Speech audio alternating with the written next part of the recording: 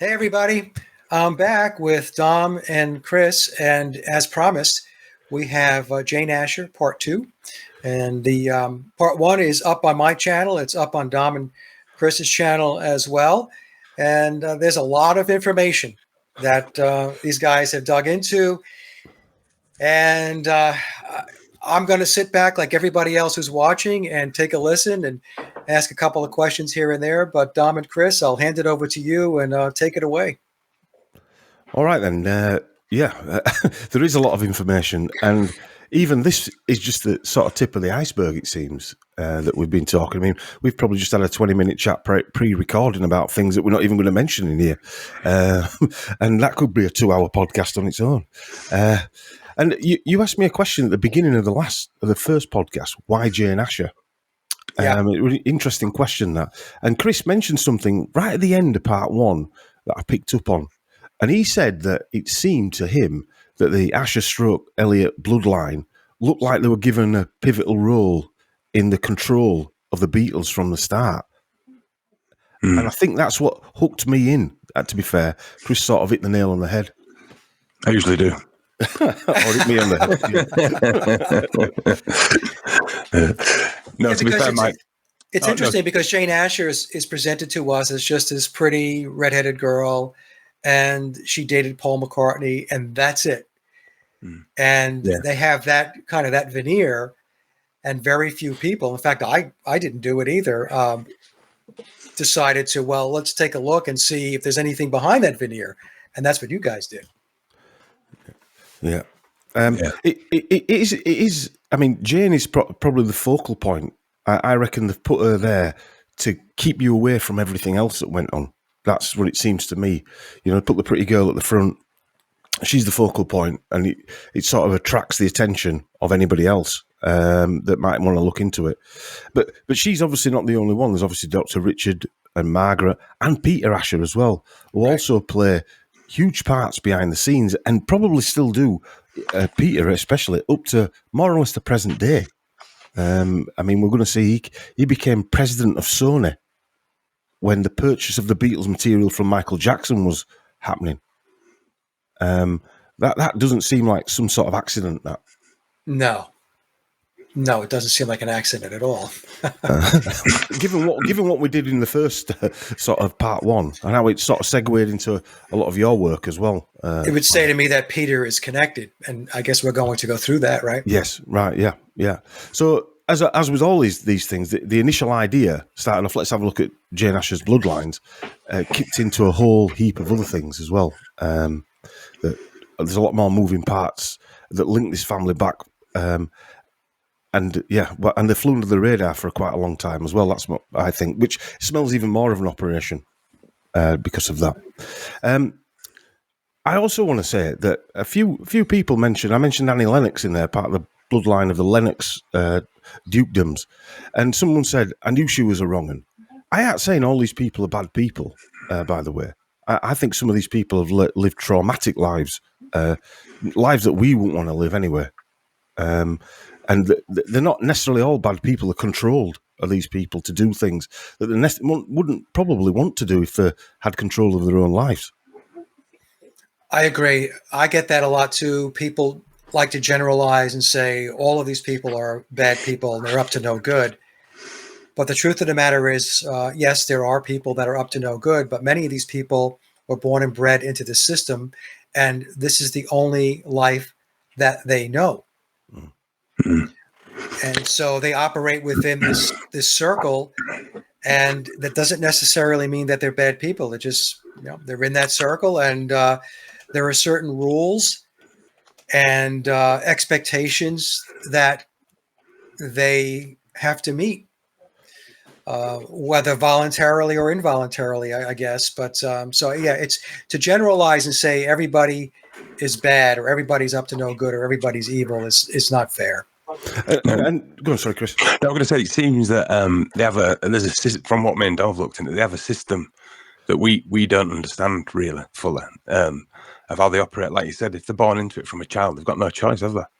and if they're put through trauma, it's not nice, is it? It's like I think I started off with the same mentality that they're all in it together, they're all nasty, evil devil worship, but it didn't seem that way. Some of them seem quite tortured, don't they? Well, a good example would be in Memoirs. Billy talks about his earliest memory of being in a trauma-based mind control program was when he was 3 years old.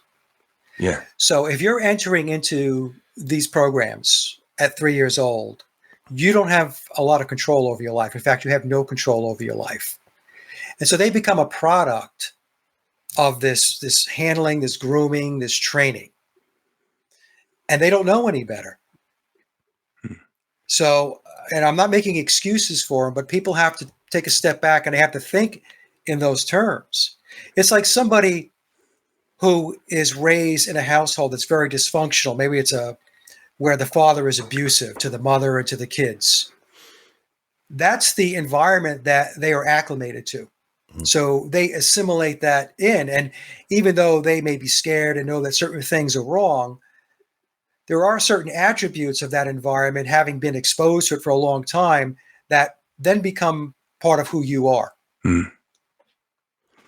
So that's how I look at it. And again, like with Billy entering into a mind control program or being put in one at the age of 3 years old, that wasn't his choice at 3 years old. My grandson is going to be 3 in August. He would have absolutely no idea of what was going on if he was put into a program like that and the whole process began. He would have no clue. And how your grandson's going to be brought up, and how, say, people who we're talking about were brought up, is the flip of a coin like that. That is a totally different life. It's so far away that we can't even imagine what that type of quite chilling, isn't it? Yeah. Yeah. Well, before we got started, folks, Dom and I were talking about, he's going to show the clip of Dominic Cummings' father-in-law. And I'm not going to give the story away here, but or preempt the video. But what you're going to hear is exactly how these elites think. And it's a very, very impactful video. And I suggest that everybody listen to it. And when Dominic or Chris play it a couple of times and take it in and listen to the dialogue and listen to how he's explaining how this works, how these bloodlines and these families are connected, and why that's the only thing that matters. Yeah. In fact, why don't we play that one now? Sure. Because I think now you've mentioned it, it'd be a good one to play. And I've got one of Sir Julian Huxley to play a few moments after that as well, just to get us in the mood of how they pick out these people from different walks of life who would match up with the bloodlines. It's very interesting to see their language, or hear their language. It is a little bit freaky as well, because you're actually seeing it live. The quality is everything, but in general, to be elitist, I think the quality climbs up the tree of life, and therefore, in general, high things in the tree of life have quality and have skills, and they get wonderful degrees at university, and if they marry each other, that gets them better again. So you wouldn't have minded if one of your children had met someone from a lower socio-economic group who was intelligent and talented? Intelligence and talent is lovely, but I want parents and grandparents who've had hands-on success running their battles well and proving they're wonderful, because one is the subject of one's genes, and I think I like the idea of them being successful genes and winning through to successful puppies. Some things haven't been in genes though, have they? Like, there's been some outstanding people and geniuses who've been like first generation. No, they aren't. Very few first generation geniuses. Very few, but there's still few. Like which? Would they have been allowed? That's what I mean. Of course there are. You're saying very few. Normally, you think of Bertrand Russell, for instance. Okay, ancient family, Dukes of Bedford, Wittgenstein, ancient family. I'm surprised those ladies in that room, coming from the north of England, didn't actually give him a clip round the ear. That was Sir Humphrey Tyrrell Wakefield, for 2nd Baronet. explaining how they choose bloodlines, very crudely as well. Yeah, he was very unabashedly explaining how it works. And he doesn't care if somebody is a bright young person and maybe they don't have a lineage that backs them up.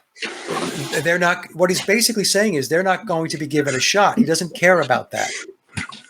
He cares about keeping the system, keeping the bloodlines and the family connections in place. And that's what I got from it. And he talked about the tree of life, which to me goes back to the Kabbalah. That's just me. I don't know if you guys picked up on that. And he kept talking about successful genes. So that's eugenics. Yes. Yeah. It is eugenics. And he was, what I noticed with a lot of these people are that they've got fantastic debating skills. So no matter what question he was asked, he's got debating skills. We haven't got those debating skills because they go into debating rooms in these in Eton and places like that, and we can't debate with them because they just cut us off and make us look like fools. Right. It's like when the guy asked him about the first generation genius, and he said to him, "Well, like who?" Well, he knows that he's not going to have somebody's name off the top of his head. So that's how he was able to box him in. But clearly, rationally and logically, there are people who are first generation, quote, geniuses. But that's how they circumvent the argument by throwing it back at the person who asked the question and asking them, well, tell me who this genius is. Yeah. So, yeah, like you said, Dom, they're very, very good at debating and deflecting. Yes, yeah, and that is a skill in itself. It's like the legal system. They're like trained lawyers, aren't they? Yes. I had that. I was going to play that. I didn't know where I was going to play that because it was a last-minute insertion. However, what I was going to play is a video by Sir Julian Huxley going back to 1937, and Julian Huxley at the time was president of the British Eugenics Society, now called the Adelphi Genetics Forum, and this is how they pick their bloodlines, their agent Smiths to carry out their bidding. And what he's talking about here are actors, not necessarily like pop stars, but actors of the day, the famous people, but people who build the sets for film and things like that as well. So this is a very interesting one. I generally play this at the beginning of a presentation. It's about 3 minutes long, so it's quite a long one, but it does sum up how they choose generationally bloodlines. What is the bearing of the laws of heredity upon human affairs? Eugenics provides the answer, so far as this is known.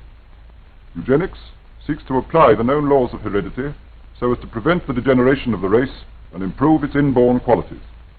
Here is a man who, although normal, comes from a mentally defective family. Here is his wife, who is also normal. They have had 17 children. Let us examine the pedigree of these children. 5 of them died in infancy. 3 are still too young for an opinion to be formed of their mental state, a boy and 2 girls. Only 2 of the remaining children are normal, a man and a girl. The remaining 7 children are all mental defectives, marked on the pedigree in black. Of these, 2 live at home, a man and a crippled dwarf girl. There is 1 man in an institution and a woman with the mentality of a child. The other 3 are all girls and are all in an institution. How has this disastrous state of affairs come about? If we examine the pedigree of this family, we find that although the father and mother of the youngest generation are both normal, the father's brother was insane. Their mother was normal, but the father, the grandfather of the youngest generation, was defective, and his 2 brothers insane. Another famous family is that of the Terrys. All the individuals drawn in light colour on this pedigree possess exceptional talents for the stage, music and art. Dame Ellen Terry, the great actress, was one of the most outstanding members of this family.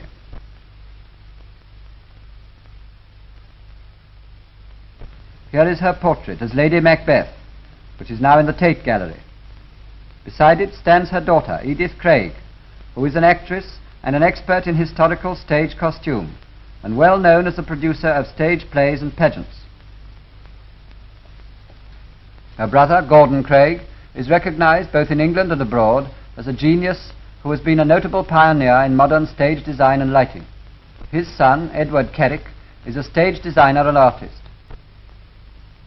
Now let us see some of the other well-known members of this family. Ellen Terry's brother, Fred Terry, the famous actor, married Julia Nielsen, an actress and singer. Their daughter, Phyllis Nielsen Terry, is a distinguished actress with a beautiful singing voice. Her brother, the late Dennis Nielsen Terry, had a distinguished career in the theatre, and his daughter, Hazel, is now at the beginning of her career on the films. Ellen Terry's elder sister, Kate, was, before her marriage, an even more distinguished actress than Dame Ellen Terry. One of her daughters is Mabel Terry Lewis, the actress, and another daughter, Kate, married Frank Gilgood, a fine amateur pianist. Of their children, Val is dramatic producer at the BBC, and John is perhaps our leading romantic actor. And so, if we want to maintain the race at a high level, physically and mentally, everybody sound in body and mind should marry and have enough children to perpetuate their stock and carry on the race. So Julian Huxley, what they're basically doing there is mapping out basically the famous actors of their day in the 1930s.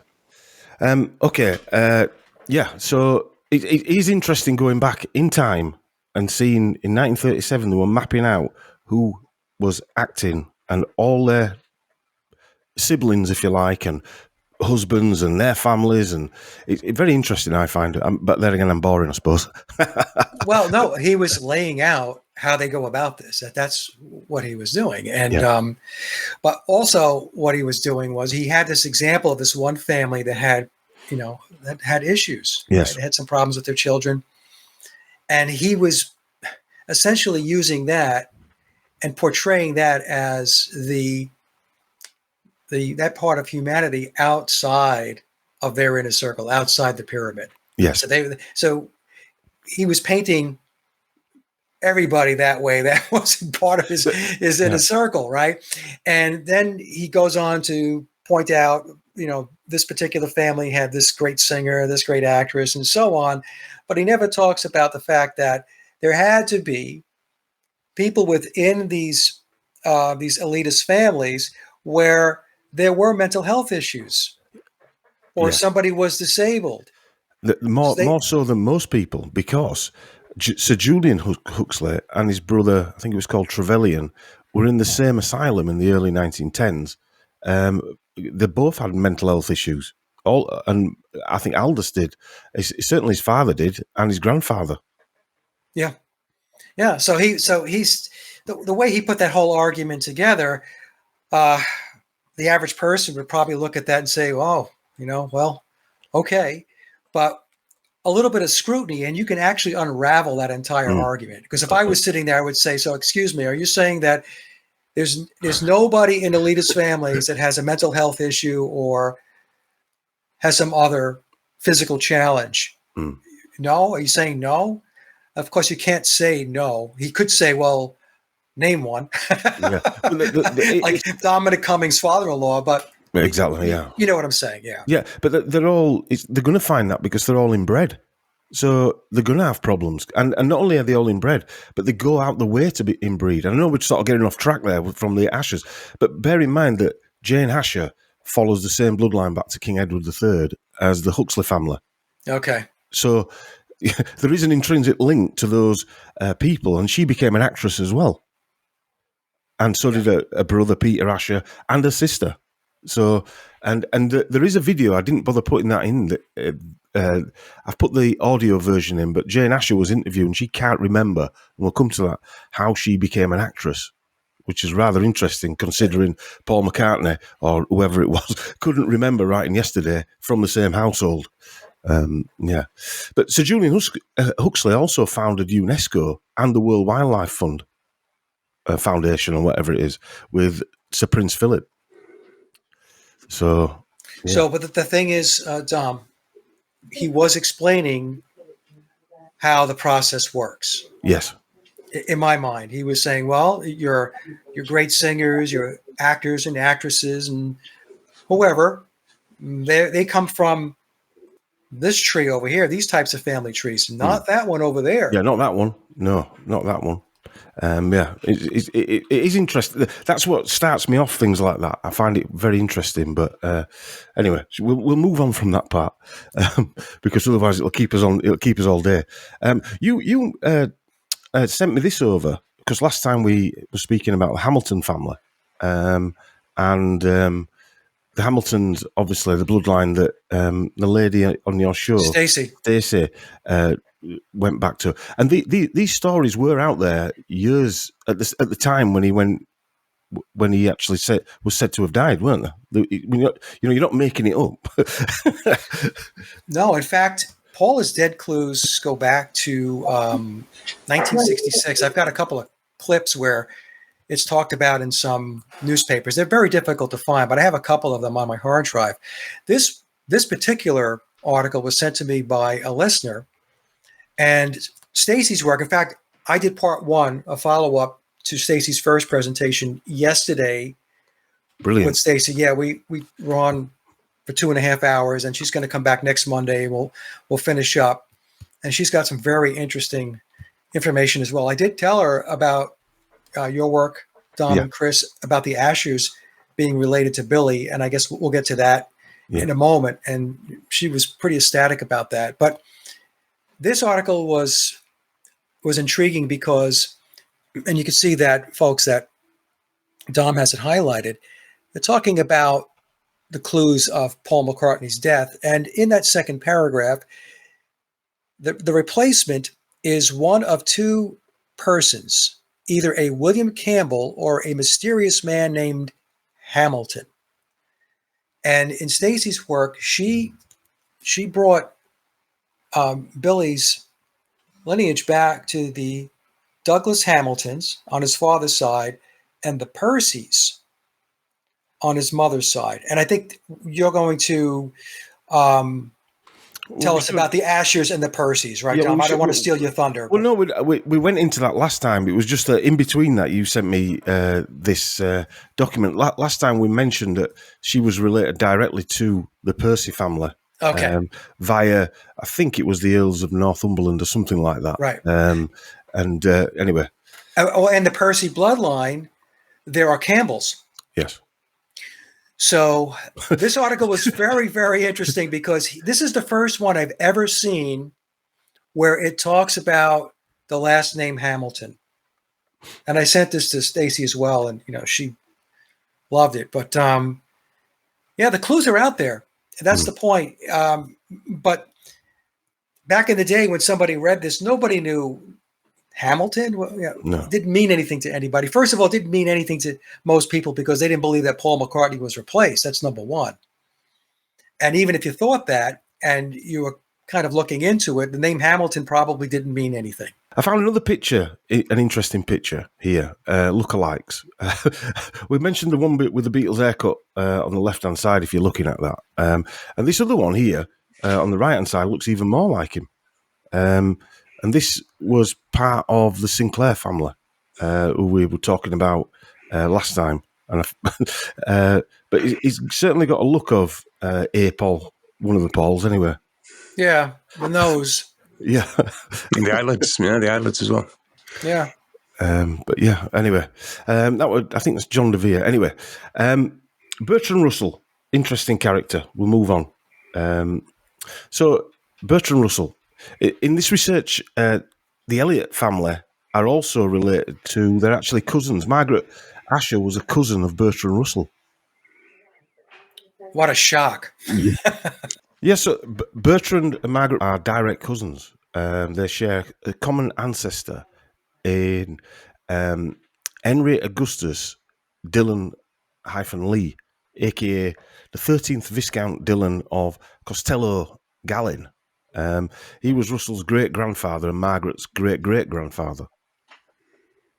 So Paul McCartney, apparently, whether he went and knocked on Bertrand Russell's door, or Bertrand Russell was known to be a family friend of the Ashers, came to 57 Wimpole Street, and he was the one that introduced McCartney, whichever one it is, to the Vietnam War, who then introduced it to John Lennon and Yoko Ono, and the rest is history, so they say. But Bertrand Russell, as we know, he wasn't just the part of the Dukes of Bedford, as that Sir Humphrey Wakefield said. They were also the Dukes of Tavistock. Is that right? That's right, yes. And there's what the Tavistock word, the area comes up quite a lot in this presentation, quite by, I call it accident, but it's not really accident. And also, so does Woodstock, believe it or not. Which, yeah.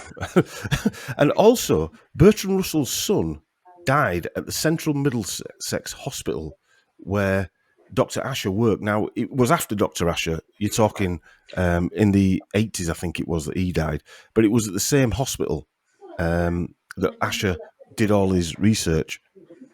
But anyway. Well, the whole story, I'm reading the first paragraph there. It says, on June 18th, 1966, Paul McCartney celebrated his 24th birthday. On this day, he visited philosopher Bertrand Russell at his London home along with his partner Jane Asher. He visited again on June 20th. So this is, you just don't knock on Bertrand Russell's door. No. He was like an elite. Yes. And so there has to be some connection between Paul McCartney and Bertrand Russell for him to go, like I was saying before, how do you get past the iron gates and the moat, right? That's correct, yeah. And the crocodiles, yeah. Yeah. So the connection back to the Ashers makes perfect sense. That's how it happened, if indeed this happened. Yeah. And it's not just another story.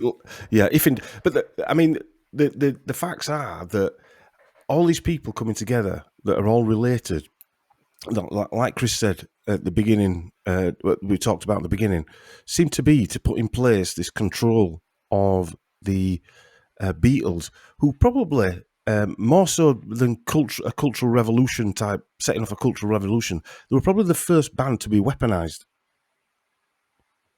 When you say weaponized, what do you mean? Well, to change MK Ultra type weaponized to, as in they were controlled mentally, and personally, okay. Their music was weaponized to control other people, as we're going to come on to in a little while with Dr. Sargent's work. Okay. Okay, we'll go to. So the Russell family, just to finish off the Bertrand Russell, the Russell family are mentioned in Fritz Springmeier's Bloodlines of the Illuminati. There's an American side of the Russell family, just like there's an American side of the Elliot family, if you remember from last time. And they control. Well, not control. They're a big part of the political scene in America. The Russell family? The Russell family, yeah. I haven't brought any of that sort of information into here, but there's quite a big family in the Russell. Yeah, I think they were part of might be the Kennedy administration, one of them anyway. Tara Brown, you'll have heard of Tara Brown, Yep. obviously, Mike. Yep. The famous song "A Day in Their Life," and again, I'm not a Beatles fan, so the song, it's not that it means nothing to me. I've heard the song, but it's like I haven't got the same connection that you'd have with the song.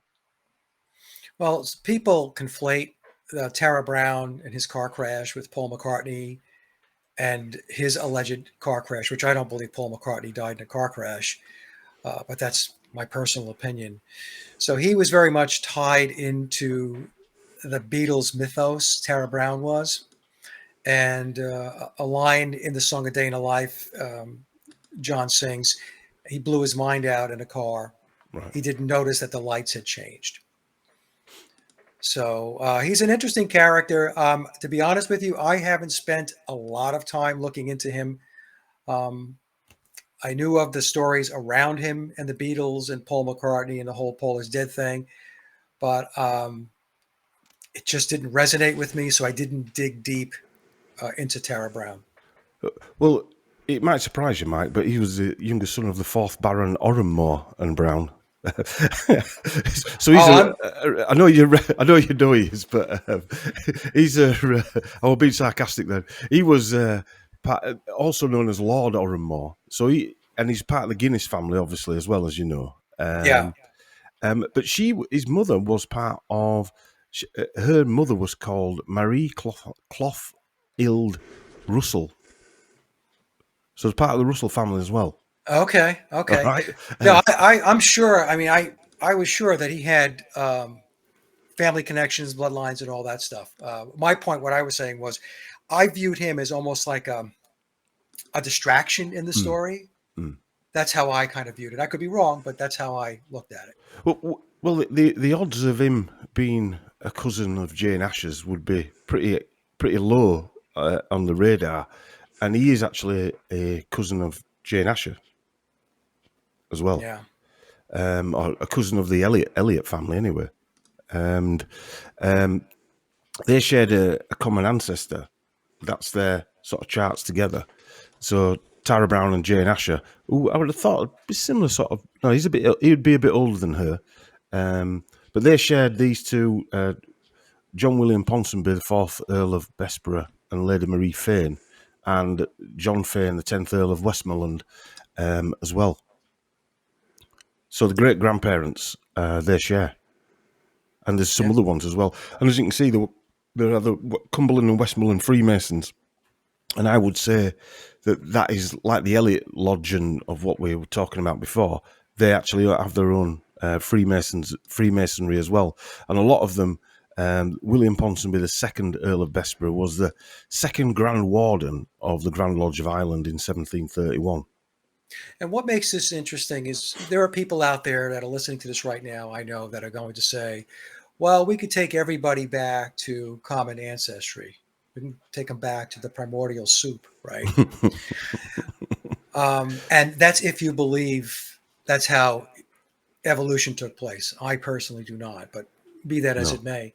The point being here is that they have common ancestry, and they, as time went on, generations went on, they were also both connected into the Beatles. So then we have to ask ourselves, what is the probability of that happening?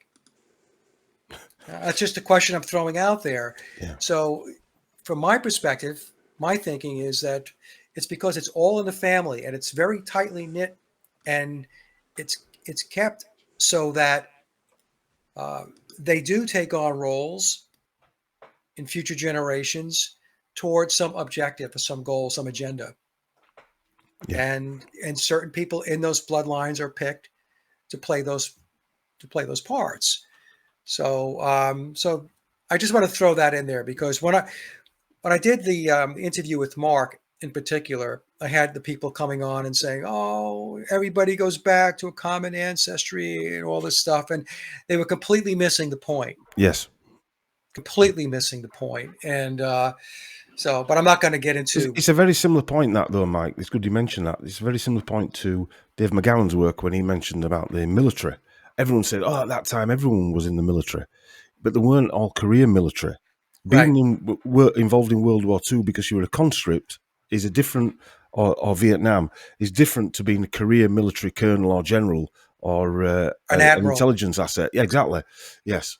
Yeah, I mean, if your father was a corporal or a sergeant in the Marine Corps or the Army, yeah, okay, fine. But we're not talking about that. We're talking about a higher echelon in the pyramid. And again, a lot of people just don't grasp, or they want to argue against the obvious that's right in front of their eyes. And the obvious, because we don't want to feel like we're beneath anybody else psychologically. But it's not that we're beneath anybody else. It's that these people operate, like Chris said at the beginning, on a totally different level. Right. Right. Even in the United States, we have officers and we have non-commissioned. So if you have the officers club, well, I mean, if you're not an officer, you don't belong to the officers club in the military. And then once you start going up through the ranks, you start hitting colonel, general, 1-star general, 2, 3, 4. That's a whole different world. That's a whole different ball of wax than somebody's father my father was in the Marine Corps. He was a sergeant in the Marine Corps. But my father wasn't tied to any program. He was just I love Dad to death, but he was a regular guy. Regular guy in the Marine Corps who happened to achieve the rank of sergeant by the time he got out. But that's not what we're talking about. We're talking about people that are involved in intelligence, in the military intelligence, uh, the colonels, the admirals, the generals, and so on. That, I mean, you don't get to those ranks on a lark. No. That's the other thing people have to keep in mind. I traced Eminem's family tree back to Salem, right? Yeah. To a guy called Increase Mathers, interesting name, and he passed the law for the Salem witch trials. Now roll on to Eminem, and I don't know a lot of Eminem's music. He spoke about the trailer park that he lived on as Salem's Lot. Now, either he knows that his great-grandfather passed the law for the Salem witch trials to burn people at the stake, or it's a total coincidence. Well, it's not a coincidence, but some sort of synchronicity that he's calling the trailer park that he lived on Salem's Lot. Right. Right. It's not a coincidence. See, that's the thing, Dom and Chris, that so many people get caught up in. They think that everything's a coincidence. I'm not saying everything is a conspiracy, but you have to think through this stuff. And once you understand how the world really works, where the world is controlled, it is managed, and it is controlled by elitist bloodlines, and it has been forever, that you can start to delineate between what is a coincidence versus what is a true conspiracy. And people throw the word conspiracy around like, you're a freak if you talk about a conspiracy, but conspiracies exist everywhere. Now, I try to explain to people, if you work in a corporation, a large corporation, and there are executives upstairs who are planning on reducing your pay, reducing your benefits, reducing your bonuses, and looking to take people out of the business, downsizing. In my mind, they're conspiring. They're conspiring because that's not helpful to you. That's not going to benefit you. So this is going on and you don't even know it. So you have this control system above you that's making decisions that's going to affect you directly. But most people, rank and file, sitting at a corporate desk somewhere, are not thinking that way. They're not thinking that way. And I mean, I know it's the system worldwide is much larger and a lot more complex than that. But I use that example to try to get people to understand that there are things that you don't know about by people who are above you, who are making decisions that are going to affect your life. And if you step a little bit further, these people that are managing this system that we live in probably don't run things. They're probably being forced to do something by other entities, yes, or whatever, other paradigms, or that's controlling the thing that we're living through. But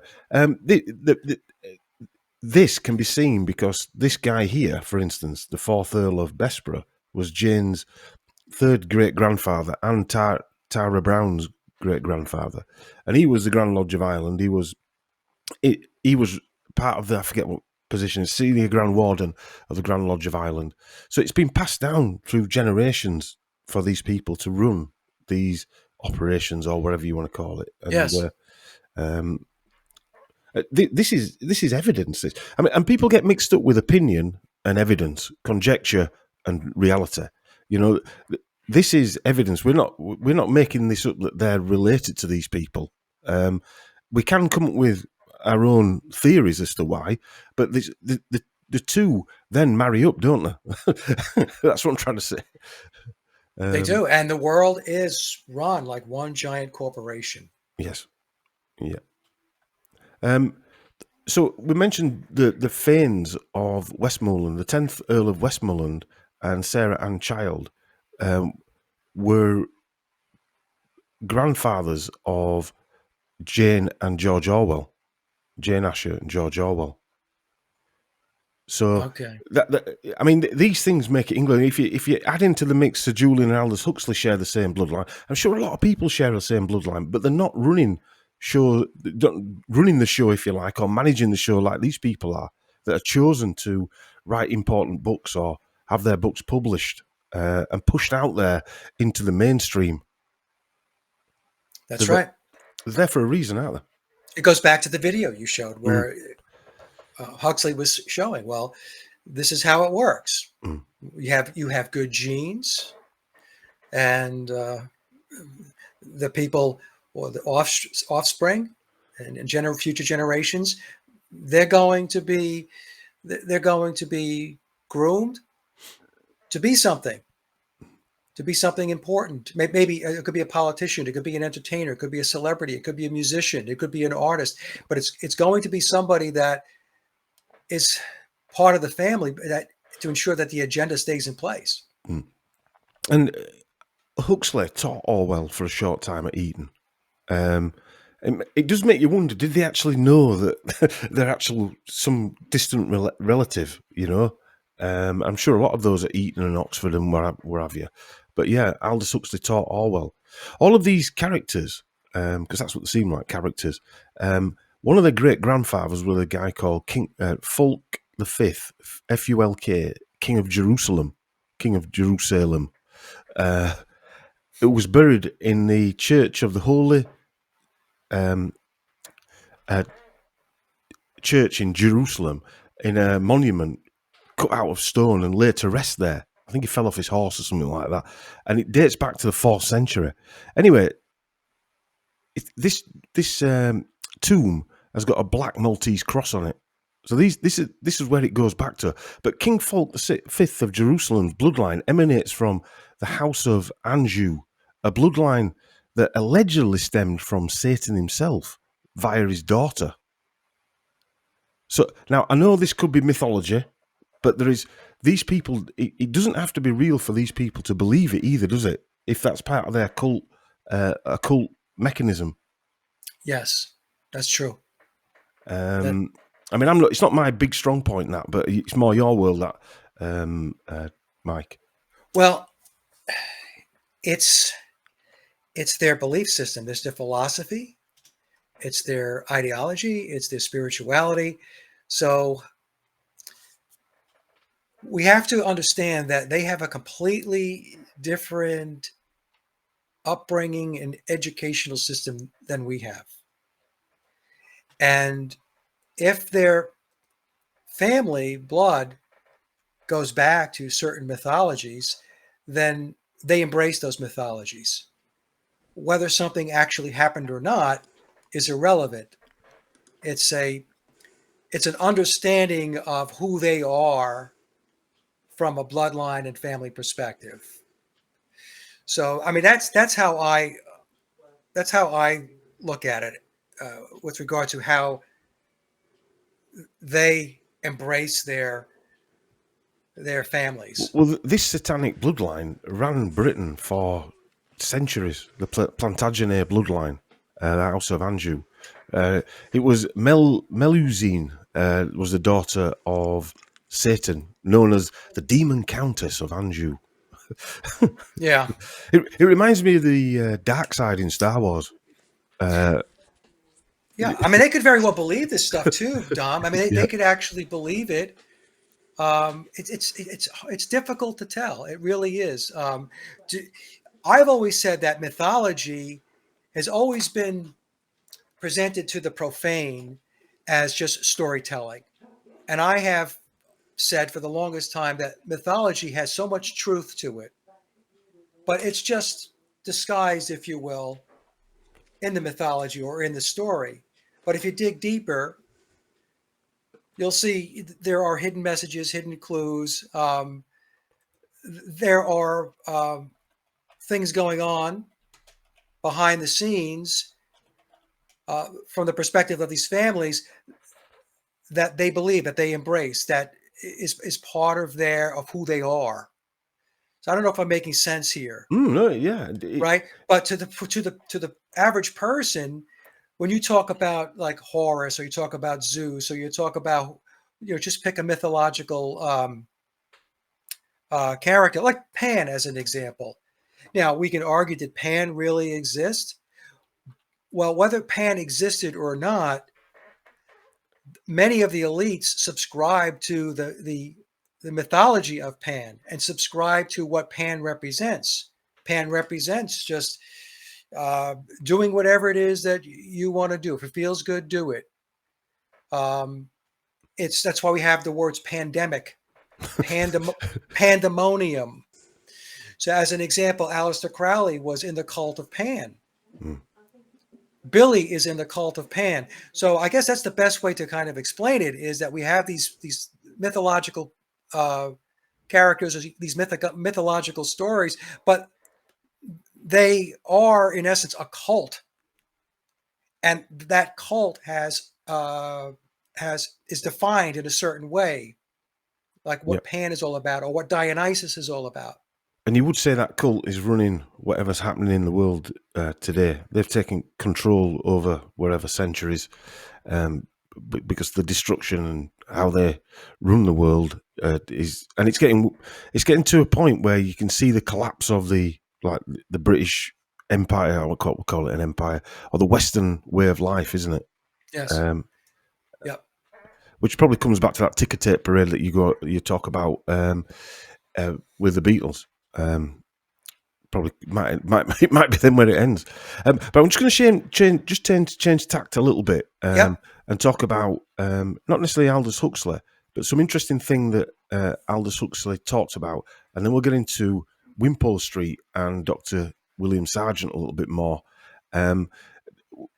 Aldous Huxley said there will be in the next generation or so a pharmacological method of making people love their servitude and producing dictatorship without tears, so to speak, producing a kind of painless concentration camp for entire societies, so that people will in fact have their liberties taken away from them, but they will rather enjoy it. And some people, I found a website when we were doing Aldous Huxley research, actually said that Aldous Huxley possibly was one of the leading, was one of the leaders of Tavistock. I don't know if you've ever come across that, Mike. Yes. Yep. Yeah, he was. And Edward Bernays was also tied into Tavistock. Also, Walter Lippmann, I think, was also tied into Tavistock. So, there's people out there that think Tavistock is just, that they're not social engineering, mind control HQ for the world. But I have news for you. You have to dig a little deeper and do some more research. So these people like Aldous Huxley and Edward Bernays, they just don't pop out of nowhere. No. That's the other thing people have to get their heads wrapped around.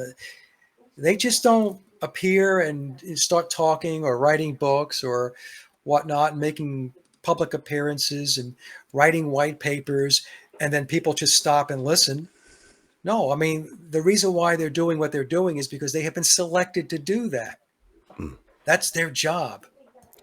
Yeah. Even George Orwell, I always looked at George Orwell. A lot of people like to put him up on a podium, but I look at George Orwell and I think to myself, he was responsible for predictive programming.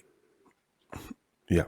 That's just me. I know there will be people who disagree, but I just thought to myself, well, how did this guy have the insight that he had back then about what was going to come?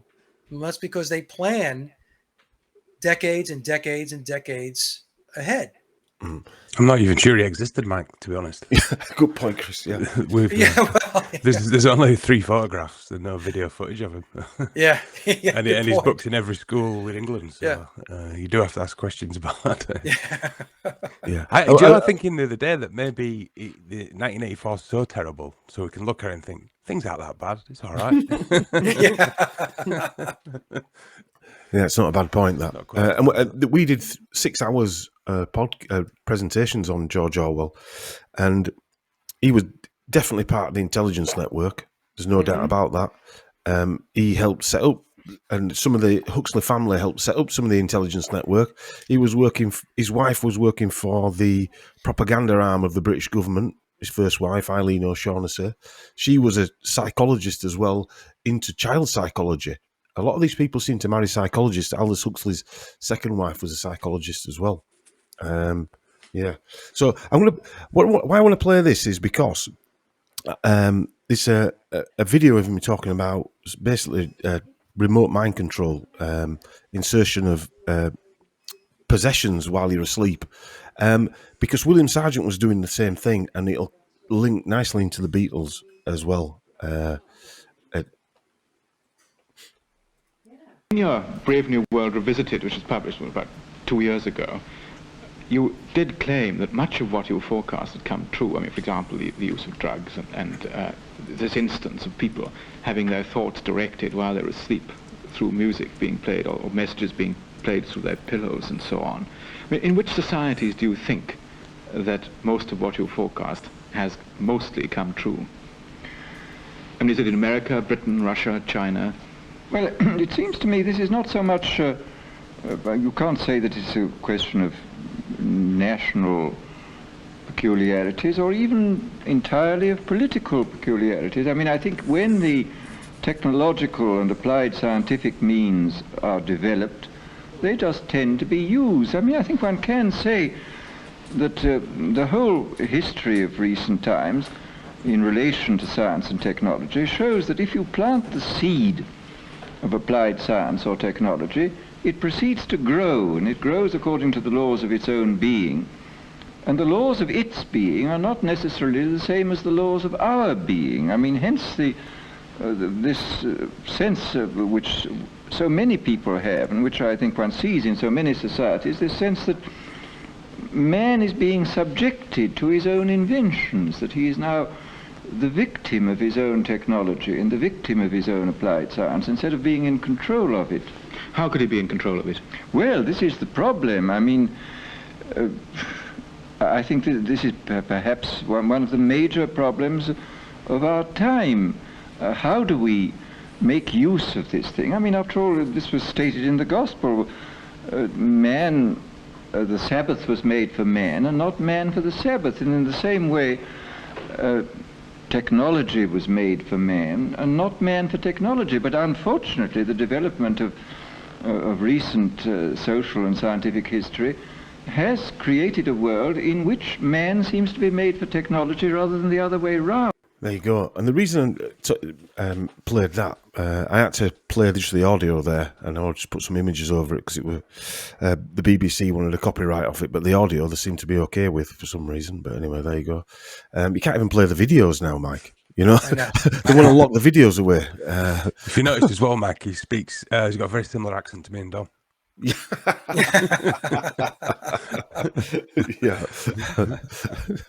I think we went to the wrong Eton, Chris. Yeah.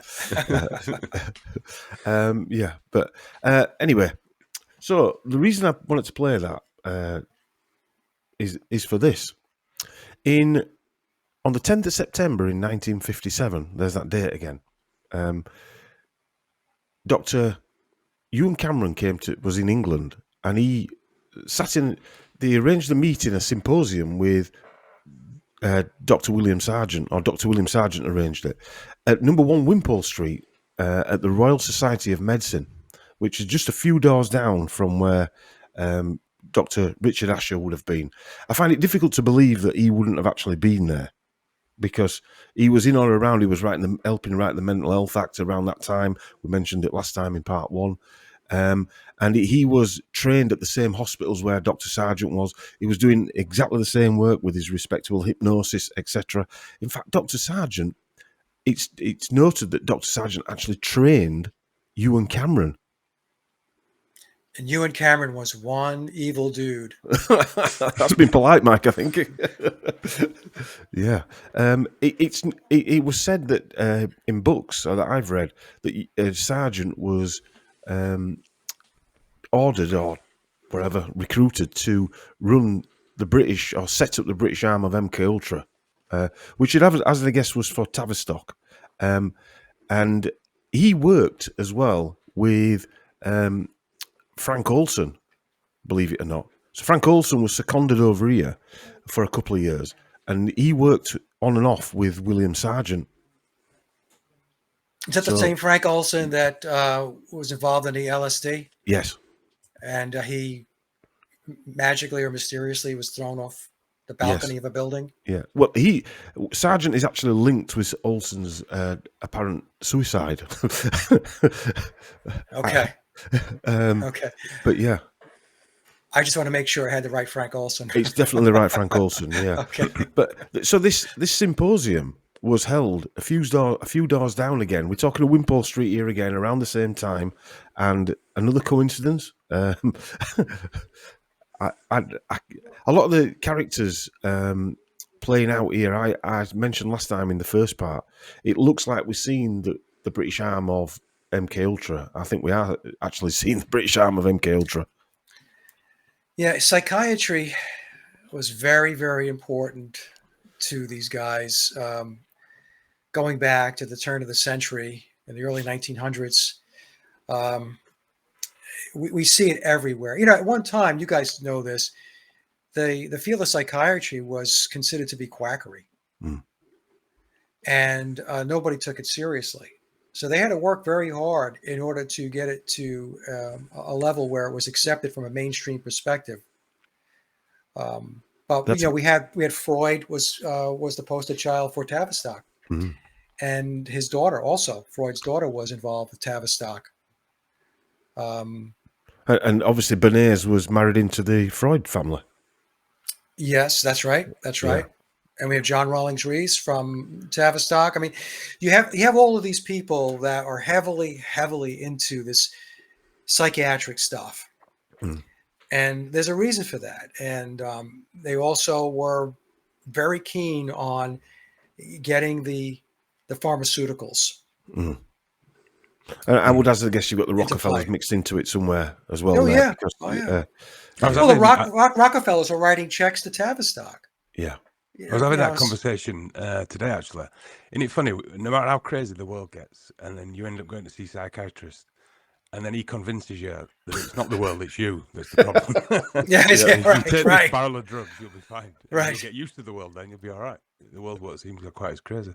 And that comes straight out of all the MK Ultra operation. Sargent's work has links to not just Olsen's death after being given LSD or poisoned with it, but the Jonestown massacre in Guyana, the Kool-Aid night massacre, if you like, and experiments that were performed on human guinea pigs at Porton Down Research Centre, which is very similar to the Fort Detrick and all the other places that were running all the experiments in the US as well. But a chap wrote a book this year. Was again Matt Sergiu's. This is Matt's real angle of work, so I'm not going to cover it in Matt's detail.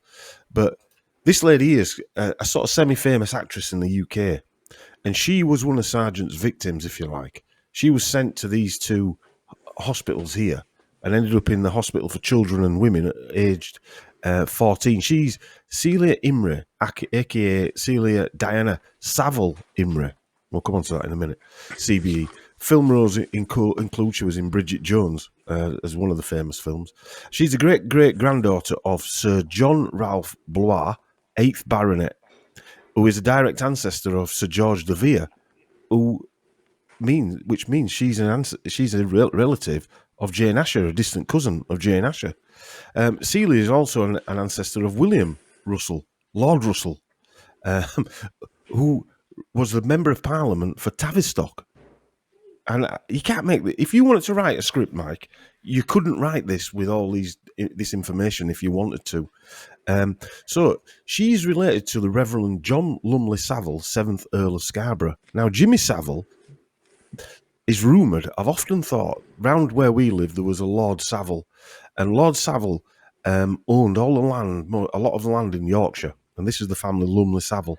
And Jimmy Saville used to call his mother the Duchess. And a lot of people think that he was the love child of this family and his mother, obviously. And that's why he called her the Duchess. And that's why he rose up the ranks within society and he had a key to Buckingham Palace, etc. But Jimmy Savile had to have connections. He would not have achieved what he achieved. And the bloodline. And the bloodline, yeah. Now that, just before I get into this lady here, St. Thomas's Hospital, during 2020 when the British Arm area that the lockdowns began, Boris Johnson was taken to hospital, apparently with the dreaded lurgy. and he came out looking like he'd been electrocuted. His eyes looked like they were popping out of his head. I've got a picture of him. He looks terrified after he was. He would say he got better. Some would say he was released out of this hospital. But St Thomas's was where they had the ward where this lady was being electrocuted. And what William Sargent ran in the 1950s and the early 60s, she was 14 when she was sent there, by the way. They ran a ward called the Sleep Room. And he would put mainly women to sleep for 3 months, electrocute them, and, like Aldous Huxley said, play tape recordings of voices under the bed.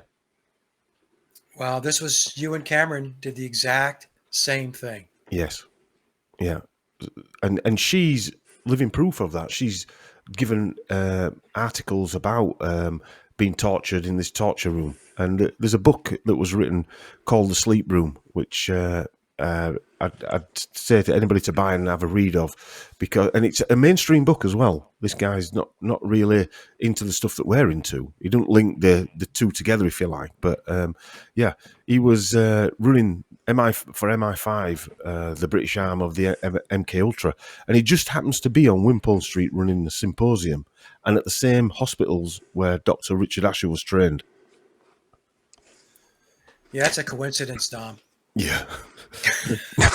Just to say, Dom, that actress, I just looked. You'd recognise her when she's older. She's in quite a lot of British films and TV. British stuff. TV. She does look familiar. Yeah, I just googled a picture of her. Now she's older. She's been in more stuff when she was older than she was when she was younger. Is it Calendar Girl she was in or something like that? Yes, that's right. Yeah. She's in all those kind of things. Best Exotic Marigold Hotel. She seems to have done more stuff when she was older than younger, to be fair. Yeah, well, the story is that she was a budding ballet dancer, so good that she went to the Royal School of Ballet, but they told her she was going to be too big. Right. So she became anorexic, and her parents, coming from an aristocratic bloodline, chucked her into one of these hospitals, these psychiatric wards. Right. Yeah. Bloody hell. Under this guy. I mean, he didn't look sinister, did he? Not in the slightest, no. You know, just to explain to the audience a little bit, I'll pick on Ewan Cameron because I actually looked into him years ago, and he had this process called pattern repattern, and it was essentially just to completely rewire somebody's brain. It was a mind control program, and it involved sensory deprivation, electric shock treatment, drugs, hypnosis, emotional, physical, and mental trauma. So this stuff is very, very serious. And I'm only reason why I'm bringing it up is because I'm not sure a lot of people really understand when we talk about these mind control programs, and I'm not even doing it justice by just explaining the way I am. These programs are evil. Yeah. They're evil. And in fact, Ewan Cameron, things finally caught up to the Canadian government because that's where he operated. He operated out of Canada, and he was given all kinds of titles and stuff like that for his work in psychiatry. But I guess, I don't know how many years it goes back. I don't know, maybe 10, 20, 30 years ago. I don't know. I don't remember. But the Canadian government settled with people who were subjected to his work. You would say it was well the Canadians, but it could possibly part of Operation Paperclip. It seemed to have happened around the same time. They've probably got information coming back from Germany on how to do this because the Germans didn't care who they were testing it all on. They didn't have to hide it from anybody. Yeah, right. Or the Russians and that. But I mean, Dr. Sargent's books. So that's The Sleep Room there by a guy called John Stock. That's been released this year. Yeah. Okay. Yeah. So I've got these two other books here as well. The Battle for the Mind, William Sargent. That was written, ironically, in 1957. Again, that number keeps popping back up again. This Mind Possessed was written in 1972. But in both books, they talk about using music to control the mind, using voodoo and Amazonian, other Amazonian methods, drugs, to control the mind. And that picture there, I don't know if viewers can see it. I'll try and put a big picture of it on when I edit it. At the bottom, it says two words, Mike: Beetle possession. Yeah. That's in that Mind Possessed book from 1972. So they were doing work on music controlling people. That is evidence of that what you've been speaking about for a decade or more, right? That the Beatles' music was there to control people is there. This guy were in the British arm of MK Ultra, and he's wrote Beatle Possession there. Yeah, and at a very basic level, humans are very connected to music. If a song is 80 to 120 beats, that resonates with the human heartbeat in many cases. I mean, I can go on and on. Mm. So there is that connection, that natural connection that we have to music. So they went off, they know this, and they exploited the music for their purposes. That's why with the Beatle possession, that's why they called the Beatles' fame Beatlemania. It's a mania. So a mania is a psychiatric term. Beatlemania. They have known about music's impact on the human mind forever. And they know how to adjust it. They know what elicits a certain response, certain behavior. And the other thing is too, once they get people all lathered up, like the girl on the right there, they also know that humans are, they mirror, they copy. So if you're in a crowd, but most people, if they're in a crowd and the crowd starts behaving a certain way, people mimic that behavior and they react the same way. So, I mean, it just goes on and on and on about how they know how to manipulate. And I'm looking at the titles of the book, Dom. Battle for the Mind. Yeah. So, I mean, it's a war, basically. Who titles a book Battle for the Mind? Well, why are you battling for my mind? Because we want to control your mind. That's why. The Mind Possessed. That's the title of the other book. It's just crazy stuff. The Sleep Room. Look who published that book as well. Great Pan, Battle for the Mind. Who published it? The Battle for the Mind was published by Great Pan. Oh, Great Pan. Okay. Jesus. Okay. It's hard for me to see. Okay, I see it now. Yeah. The Mind Possessed. Sargent wrote about cults and satanic rituals around the world, which was obviously used in his MK Ultra experimentation. I would have thought that would be the voices under the pillows or what have you. I was actually going to say that, Dom. Do you think that the MK Ultra is just like a weaponized version of satanic mind control? You know, when you hear about satanic ritual abuse survivors, it sounds like the same thing, doesn't it? Just with a bit more technology involved. If you know what I mean. They look to break down the mind to create altars. It's what was I going to say about Tavistock? We were talking about cults, and I've told my audience over and over again that Tavistock is good at a lot of stuff, but there's two things they really excel at. One is the creation of cults. So a cult could be it could be a very innocuous thing. It could be something that you don't give much thought to, but a band, like if you're heavily invested in a band, you follow that band, that's a cult. You're in a cult. Yes. Also, what Tavistock did, along with all of these guys, because they were all involved, is to take an adult and reduce their thinking, their critical thinking, down to that of a child. So, because the way a child reacts, it's many times it's from emotions. They get emotional about something, and that's how they respond to things emotionally. They're not responding to things logically or rationally.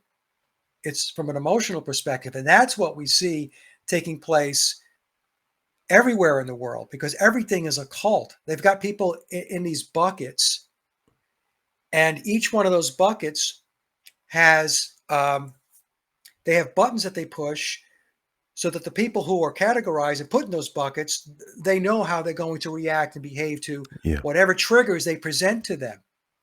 So, they're political people, like Trump is a cult, Biden was a cult, the Beatles were a cult, the Rolling Stones were a cult, Led Zeppelin is a cult, your Hollywood is a cult.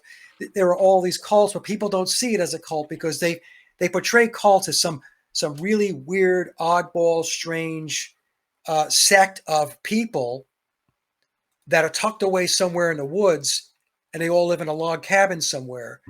They don't look at it from the perspective of they have constructed a massive number of cults across the world, and this way they have people essentially categorized, and they know exactly what buttons to push, what triggers to present to get people to react and behave a certain way. Well, that book there, the 1957, The Battle for the Mind. Yeah. I copied this. This is what was in it: about mind control, brainwashing, psychiatry, PTSD, LSD, sleep room, deep sleep treatment, torture experimentation, coma, National Health Service, the Tavistock Institute, Belmont Hospital, Portland Down, MI6, Ministry of Defence, the Allen Institute, where you and Cameron worked, and the Mystery Babylon, and MK Ultra, and the Unquiet Mind. I mean, And that was in the Battle for the Mind? That was in the 1957 book, Battle for the Mind.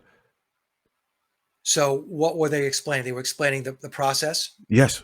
Yeah, they explained it. But in 1972, they were looking. He wrote about demonic possessions that can be used via voodoo. I mean, it's not a coincidence that people were out taking drugs. I mean, what they were doing were following. We've spoke about like the Maharishis and people like that, but they were also following these Amazonian type groups as well, weren't they? In the 1960s, that was that way of life, wasn't it? Well, that's what they were trying to represent, even though it didn't really represent that way of life. Well, I've told my audience so many times, Dom and Chris, that the world is run by occultists. They're not run by presidents and prime ministers. Forget that stuff. That's puppet show stuff. Yeah. And organizations like Tavistock and other organizations, they are heavily occulted. So they have occult practices, and they will bring those, and they do bring those occult practices into their process. So when you talk about demonic possession and stuff like that, and Satanism, that stuff is real. And if you think about that lady there that's in the 1960s with going mad for the Beatles with Beatlemania, if they're inputting things into the music to make people go like that, and then people are sampling that in 20 years' time, which people do sample 60s music a lot. I read an article the other day about the Verve sampling a Stones song on their, is it Unfinished Symphony? And they didn't earn any royalties from that. But that music is then transported into the 1990s, for instance, and then poisoning a whole new generation with the same music. It's fascinating. Well, going back to Beatlemania, these girls, I mean, the stories are, have been told many times. The mania would be so severe that they would have orgasms and they would also piss themselves. Wow. I mean, that is voodoo, isn't it? Because he talks in these books about these evangelists, when they all fall on the floor and what have you. That is what he's basically saying is we want a music industry or a film industry that makes you feel like this, so we can control you. Yeah. One interesting thing was Dr. Sargent, the Sergeant in the Sgt. Pepper album. I don't know. I don't either. It's interesting you should say that because I was talking to Stacy yesterday, and she believes that it goes back to a band camp in Canada. Right.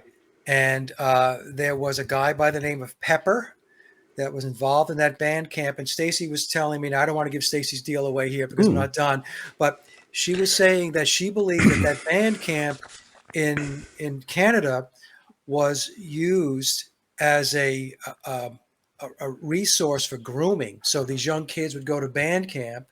So that's what most people think. Oh, it's just band camp. But no, it was much more than that.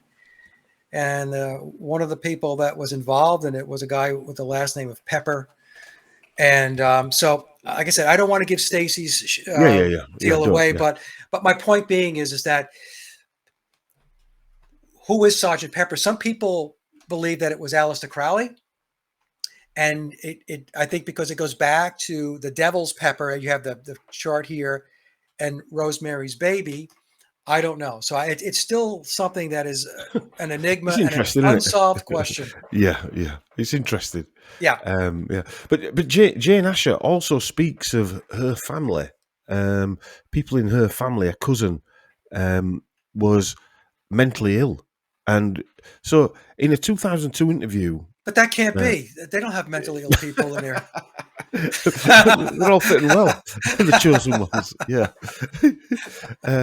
But so Jane Asher wrote, when I was, this is in an interview, when I was 14 or so, I became aware that something was very wrong with a teenage cousin of mine. Although never let in fully on the secret, I picked up enough from my parents' muttered asides and whispers to know that the problem was far more interesting than a mere physical illness. My cousin had been hearing voices and had become extremely distressed and paranoid. He'd found personal and dreadful messages for him in the Bible and was clearly and typically, as I later discovered, in the throes of schizophrenia. He could have been in a program. It could have been in a program, yeah. That was my initial thought. Yeah. But one of the interesting parts is, and I've got an interview I'm going to play now with Jane Asher. We haven't got the video, it's just the audio. Is that she can't remember how she got into acting because her parents weren't involved in that side of it, in the acting side of it. So it's quite an interesting interview. I think you've already listened to it, Mike, haven't you? Yes. My guest now is a lady who's been called a competent and sometimes inspired actress, and the lady whose life is suitable for the subject of 1,000 short stories. Her name, Jane Asher. Jane, welcome to 655. Thank you. You've been in acting for a long, long time because your mother took you to an agent when you were only 6 years of age. Most mothers, of course, don't do that. Was your mother quite pushy? No, she wasn't. It's always something that's puzzled me because neither of my parents were what you'd call theatrical parents as such, the types that you imagine to be pushing their children into that kind of thing. It's always difficult to look back and work out exactly what did go on. I think they had some friends who had children who'd done little bits in films and so on, who enjoyed it enormously, who said to my parents, oh, you should take those three along. You know, we all had red hair and looked sort of cute, I imagine. And they did, as rather a joke, I think. Never expected us to take it very seriously. And then we got odd parts in films and TV things and so on, and it just went on from there. But it is unlike them. I mean, it's something I've never quite worked out. But having gone through it, is it something that you would encourage your own children to go into? No, very much the opposite. I mean, obviously, if they decided to act later on in their lives, that's their decision. But certainly as children, I would hate them to do it. Why? Because although I think I and my brother and sister were lucky in that we escaped perhaps the worst of the pressures on children, I think a lot of the children I watched go through it did have a very tough time.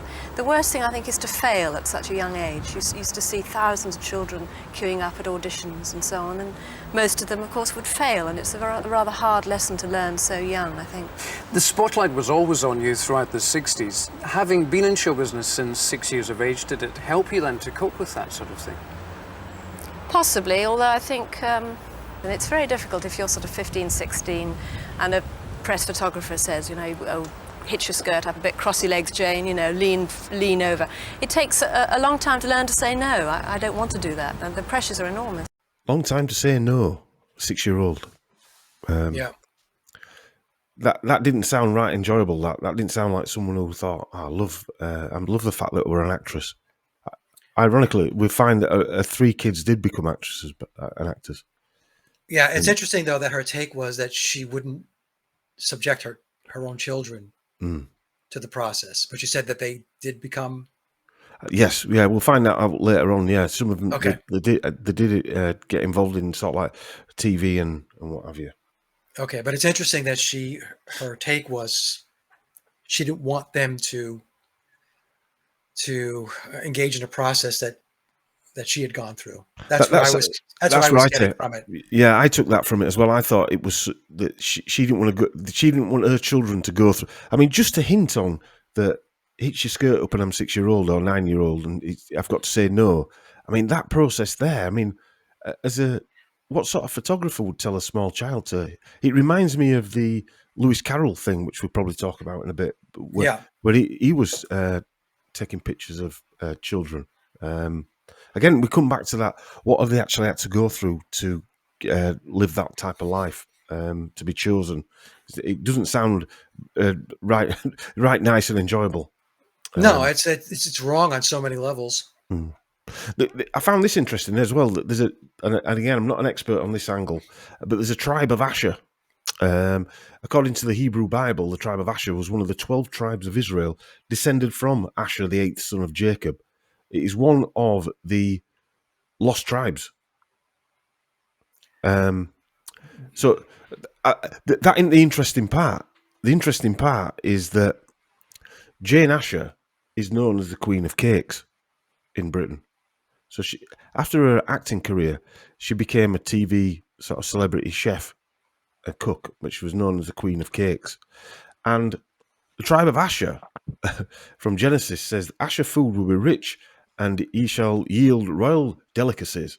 So they became bakers. The tribe of Asher were bakers, basically, making delicacies for the king. That's interesting. Now, I also have to say that their family going back to the Middle East and Israel doesn't surprise me either. Robert Sepper, I watched a video that he did going back, I guess about a year ago or so, and he had said that the royal family can draw their ancestry back to the house of David in Israel. So that says a lot right there as well. And that could very well explain, and I would argue that it does explain why there's so much focus and attention in that part of the world. Yeah, I would as well. I know Chris has gone on about that for a while, hasn't he, Chris? Yeah. Have you heard the same thing, Chris? The royal families, their bloodlines going back to the house of David? Yeah, and Vlad the Impaler, apparently. Prince Charles has said famously. Okay. It's good to know that our royal family is part of Dracula. And so we come on to Dr. Richard Asher. I have to thank a friend of mine, Lorraine. She did most of the work on this, a lot of the work on this.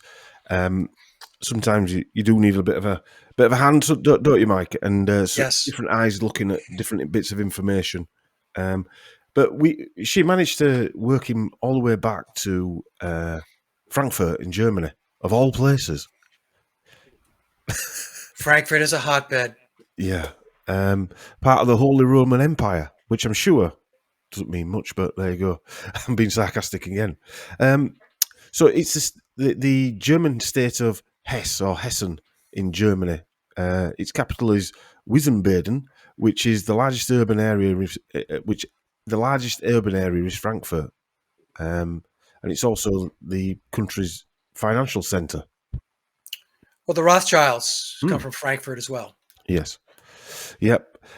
Interestingly, and I don't know if you want to include this part, Mike, but I've just written it in my upcoming book of next year. There's the name Stern, which is, as you'll see there, his mother's name was Stern. That's where the link back to Germany comes from. And Stern is part of the Frankfurt. It's a Frankfurt name, and it is a Jewish name. Yes. So, and yeah, look, Jewish people. I've got no religion in this fight, to be honest with you, and I'm sure the Jewish people have been used more than any other, as much as any other people as well. It's not the Jewish people per se, is it? It's a ruling elite again that we're talking about that are controlling them and using them probably to hide behind. But yeah, so the Rothschilds, even the Rockefellers came from Frankfurt originally.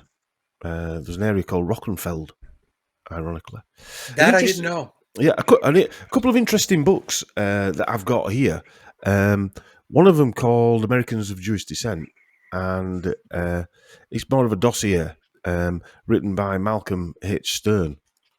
Only 550 books. I'm sorry, I haven't got this book, but only 550 books were printed of this, and they were given to individuals around America, and it basically told them which families to deal with, who were what they classed as Marranos, which those were Jewish people who pretend to be Christians in their community, but hold secret faith to Judaism.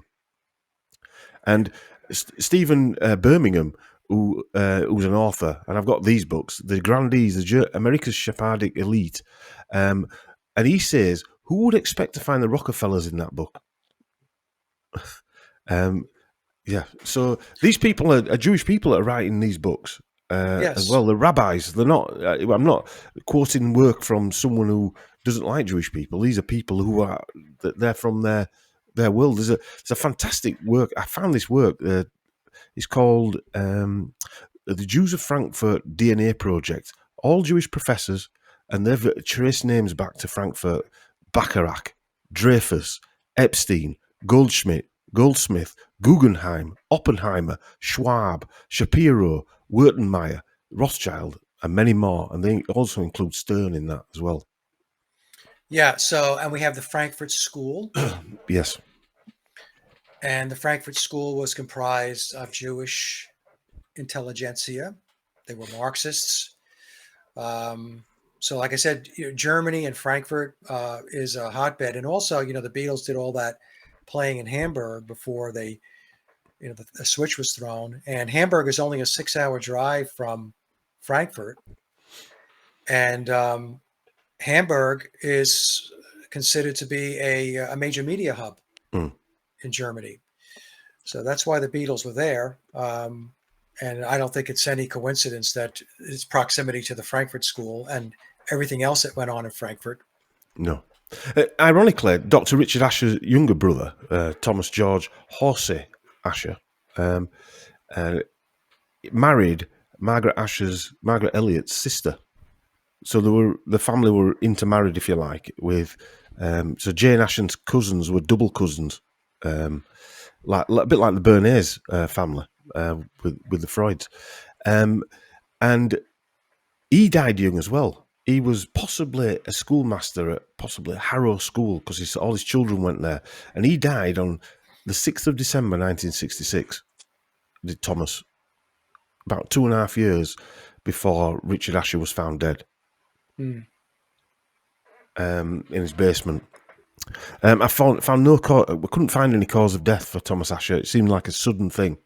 So possibly, maybe he found out about this type of thing. I don't know what was going on at 57 Wimpole Street. Maybe he was part of it in some way. I don't know that. But so this chap here, he is Richard Asher's maternal uncle. This was the gem. He was a world famous cellist, English cellist of his day. So he was a pop star in his day. He was called Leopold Lawrence Stern, James' paternal great uncle. He was a violinist and a cellist, and he played for many famous people. He played for the Astor family. He played for the Vanderbilts in America. He also played for President William McKinley at the White House. He was also a favourite of Queen Victoria's. He also played at the court of German Kaiser Wilhelm II. Okay, just so a coincidence. I'm going to say coincidence, a well-connected coincidence. Yeah, it is interesting when you find these little gems, though, Mike. I know you'll have come across them in your times of research as well. When you're looking into the Beatles and stuff like that, you find stuff and it makes your skin sort of your hair stand on end, doesn't it? It has to make you wonder, doesn't it, if they were doing the same kind of thing back then with this character. It could have been. Do you know what I mean? Was he? Was he chosen like a Paul McCartney of the day? well, he studied at the Royal Academy of Music, which is a similar sort of place to where Margaret Asher was a professor at. And yeah, she studied at the Guildhall School of Music. And he, hang on a minute. Let me move to another picture here. So that's him there. He died young as well, this guy. They don't seem to last right long, some of these people. He died at the age of, in his 40s, I think. But he married this lady here, Suzanne Adams. And he was married twice. And he married another famous child prodigy violinist, Nettie Carpenter. And they divorced, and his second wife was this lady, Suzanne Burt Adams, famous opera singer. And she was also one of Queen Victoria's favourites. But she was married into the Adams family. She also has her hands crossed. She's doing the Osiris Risen symbolism. Yeah. Is it me, or does she look a bit geezery on the right? Yeah. A bit Yoko Ono. Same sort of haircut. But she was part of the Adams family. Were a well-connected, weren't just like the Munsters. They were a well-connected family. So, I mean, they were part of the Mayflower, but they were related to the Baldwin family, which obviously they were the Taft family, the Spencer family of the UK, the Quincy family. They were related to the Bush, the Roosevelts, and the Harrison families. Yeah, of course. Yeah, and she's got royal genealogy as well. I traced her royal genealogy back to. I mean, they didn't have any children, but they're still marrying into these families, still keeping it within the family. Anyway, he died here at the Bethnal House Asylum, did Leo, 1904, aged just 42. It was the largest asylum in England. So he had mental health issues too? Yes, he had mental health issues too. Stern's death certificate states general paralysis, common term for the final stages of syphilis.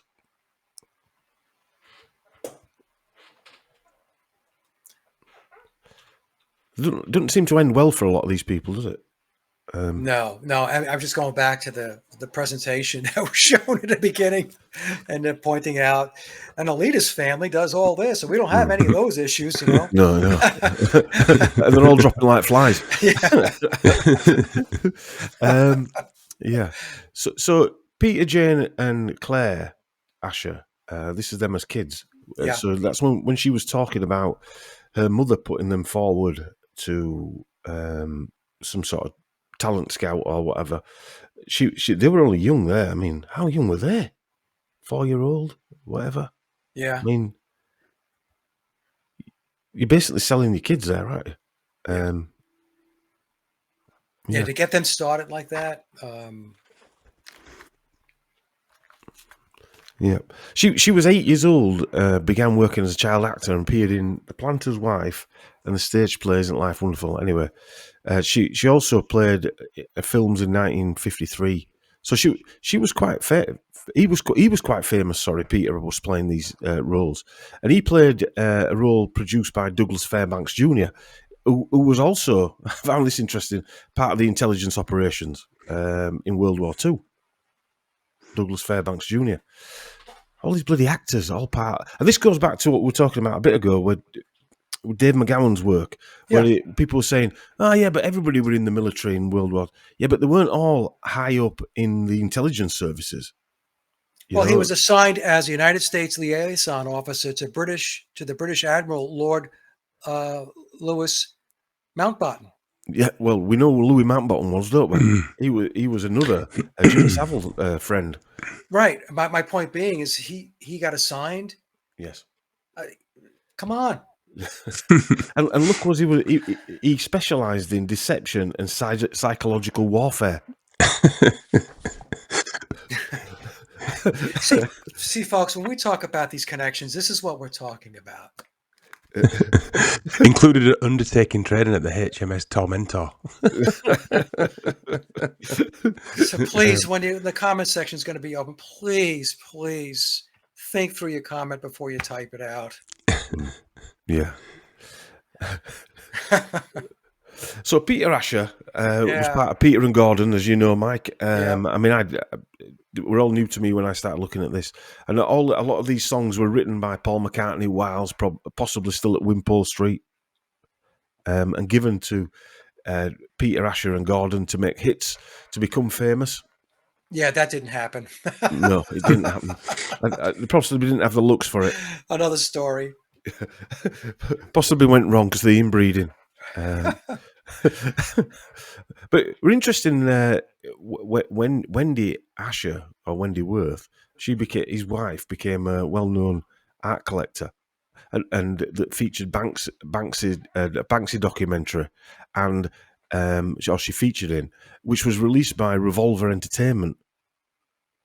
Revolver Entertainment? Yeah, I've never heard of them, but it's all another link back to the Beatles, I suppose. But a lot of them have these jobs, like when Sir Julian Huxley was talking earlier, jobs that you don't really recognise, like a set designer or something like that. Like she's a art collector. I remember seeing, what they call him from the Police, the drummer, Stuart Copeland. His father obviously was a CIA agent, but his mother was a British intelligence officer as well. She worked for the SOE behind enemy lines in World War II. And then she became an archaeologist after World War II. And obviously just gave it all up. I mean, they get those type of jobs, don't they, sort of behind the scenes that nobody actually sees. Right. And if she's an archaeologist, she was probably aligned with some, I'm just going to take a guess, we can look it up, some major university. Yeah, probably the Natural History Museum or something like that. Something like that. Peter Asher subsequently became the A&R man for Apple Records. So there's that. What Chris was saying, that they're involved in intrinsic links back into the Beatles. Yeah. This is what I was talking about with Tara Brown too. I mean, it just kind of converges at the top, and it points back to the Beatles. Yeah. And then he went on to be senior vice president of Sony Music, as I mentioned before, when the Beatles back catalogue, or the catalogue of the Beatles, was owned by Michael Jackson, and Sony bought it off him, or half of it off him. That was strange that Michael Jackson owned the Beatles rights, wasn't it? Anyway, yeah. Well, that got me when I saw an article that said Michael Jackson also bought Eminem's music. Right. So I did Michael Jackson's genealogy, and it showed that he was actually more white than black. Well, he was. Yeah. Michael Jackson. Well, people say Michael Jackson was swapped out. Yeah, well, no doubt, it probably might have been, but the actual, whatever the genealogy was of this person was white. Okay. But mainly white. It was only till the last 2 or 3 generations became, so if it was the same person, a full black person. Yeah. So this is his daughter, Peter Asher's daughter. She was in Cobra Starship. Never heard of it. But a lot of these people, again, carry on the mantra in the pop world. People have to look into that. I've never come across them, but they were around in 2005-ish. You know what I find, that a lot of the children of these high focused types of artists is that they don't quite achieve the status that their parents do. And, you know, my wife and I were having this discussion the other day. So as an example, if we look at the Beatles kids, we look at Julian Lennon, Sean Lennon, Donnie Harrison, James McCartney, they have never achieved what their fathers achieved. And my wife and I were talking about it, trying to figure out, you know, why would that be? We were speculating.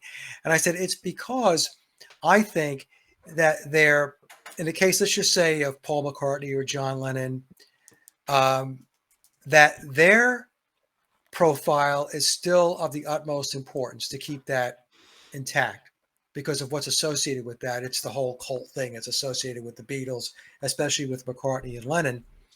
And so they don't want that high profile aspect of it to be usurped by anybody else, and that would include their children. I was just a thought that I have, because it's kind of interesting. We take the attention away, kind of thing. Yeah. They don't want to. They need to keep it where they have worked to keep it for so long. So we're just going to keep it right there.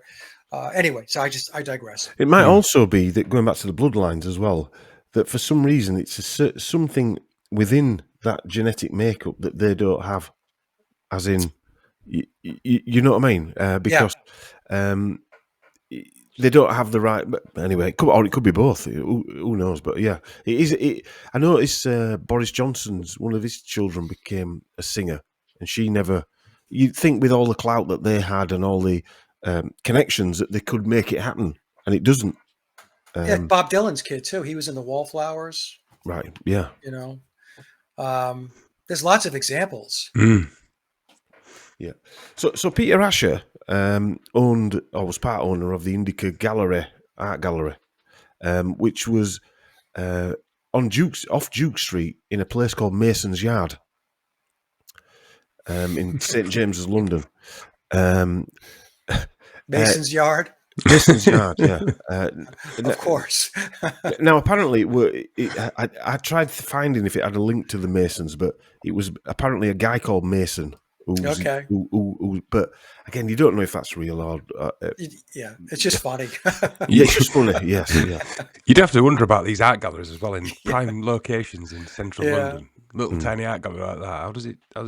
It's probably money laundering. Yeah, that's what I was thinking. Yeah. How does it turn it over? Well, it was like a new agey book store as well, wasn't it? Yeah. Paul McCartney was meant to have bought books from there as well, and they stored the books in the basement.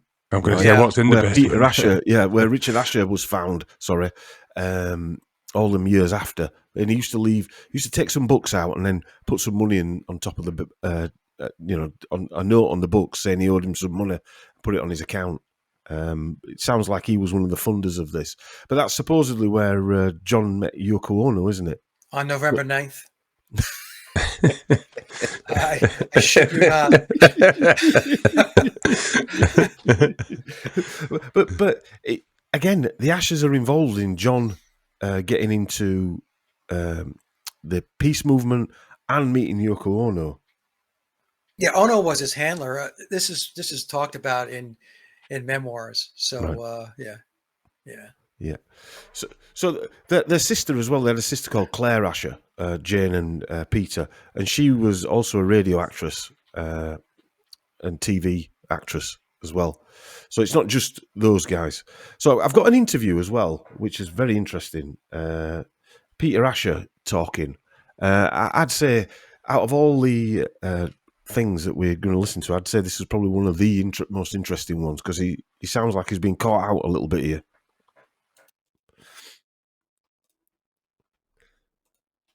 Well, there is one thing that I tried to ask you about. Well, it's not. I tried to ask you. Unfortunately, I've got the story I have is a bit garbled, and I tried to get in touch with the relevant guy, but he hasn't replied to my email, which is someone who was going out with. I don't know if it was a granddaughter of your mother's or if there's such a thing, but he said he was at your house and had to look after your mum one night, and she was quite old at the time, and she said that she'd helped Paul.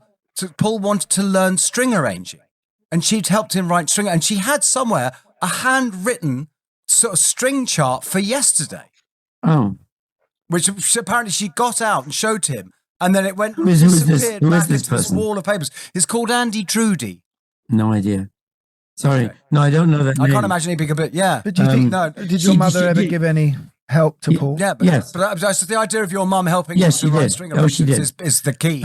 She helped him with what between her and George Martin, I suppose, at separate occasions. I mean, not together, but yeah, Paul was interested in orchestral music and orchestral instruments and what was what. I mean, and she did teach him some of that stuff, no question. That's and, brilliant. and That's fantastic. Isn't that what a lovely thing? yes. So I don't know exactly.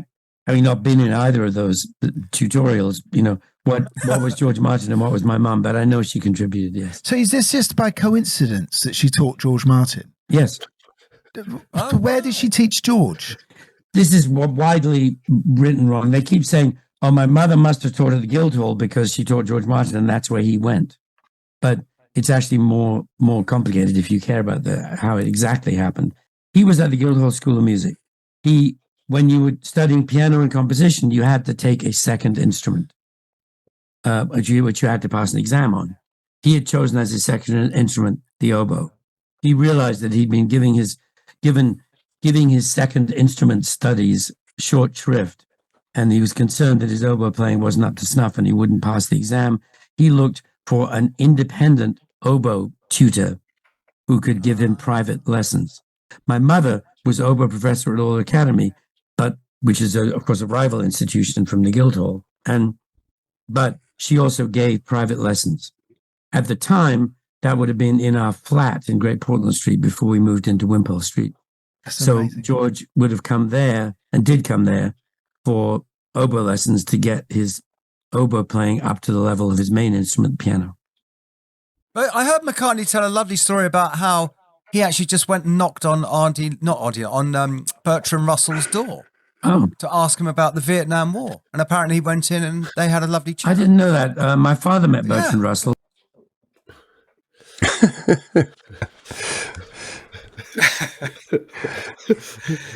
Or a crock of shit.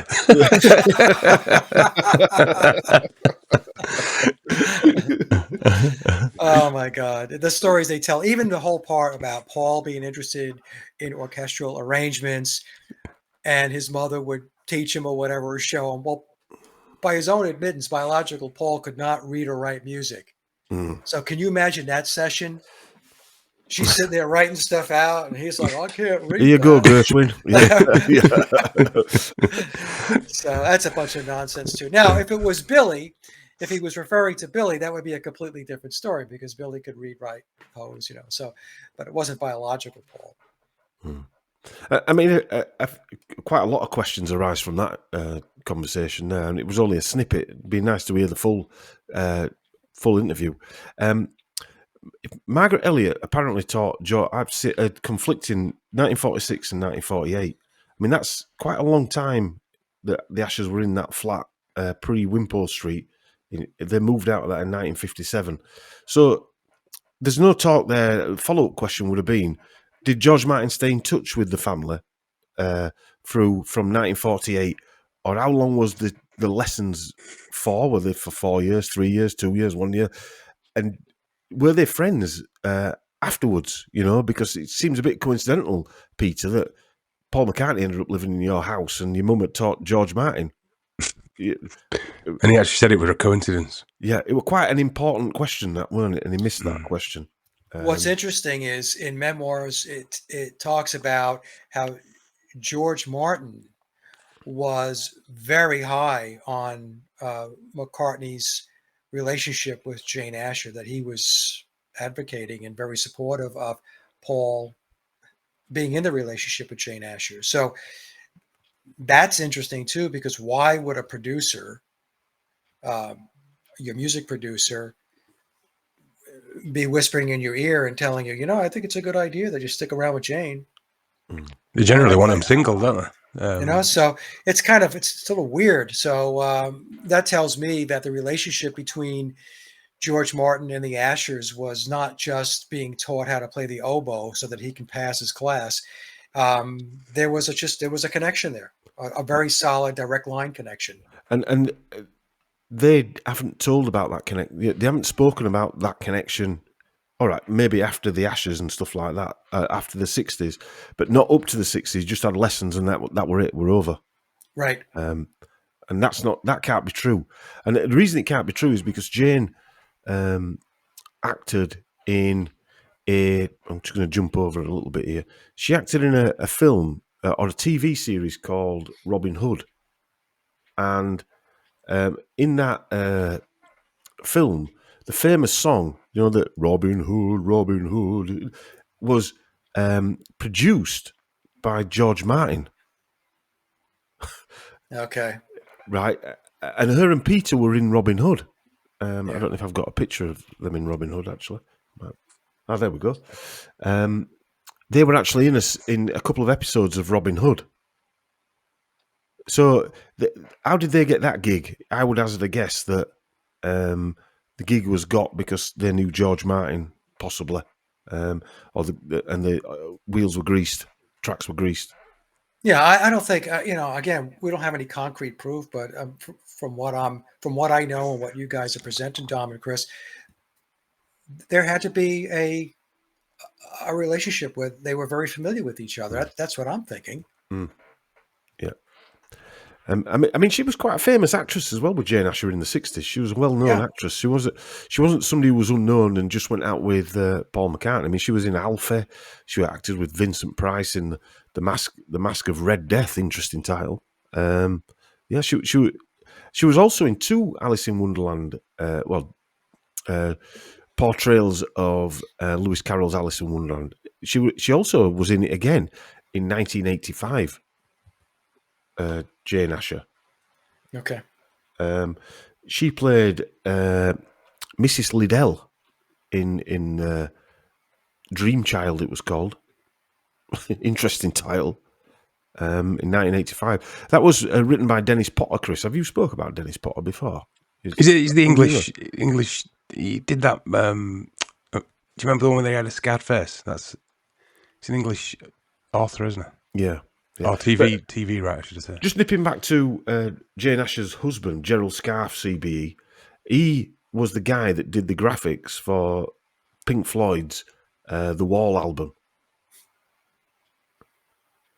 Yeah, and they had 3 kids: Katie, a stage and voice actress, TV and radio actress; Alexander, who's a writer, producer, actor; and Rory, who's a book editor.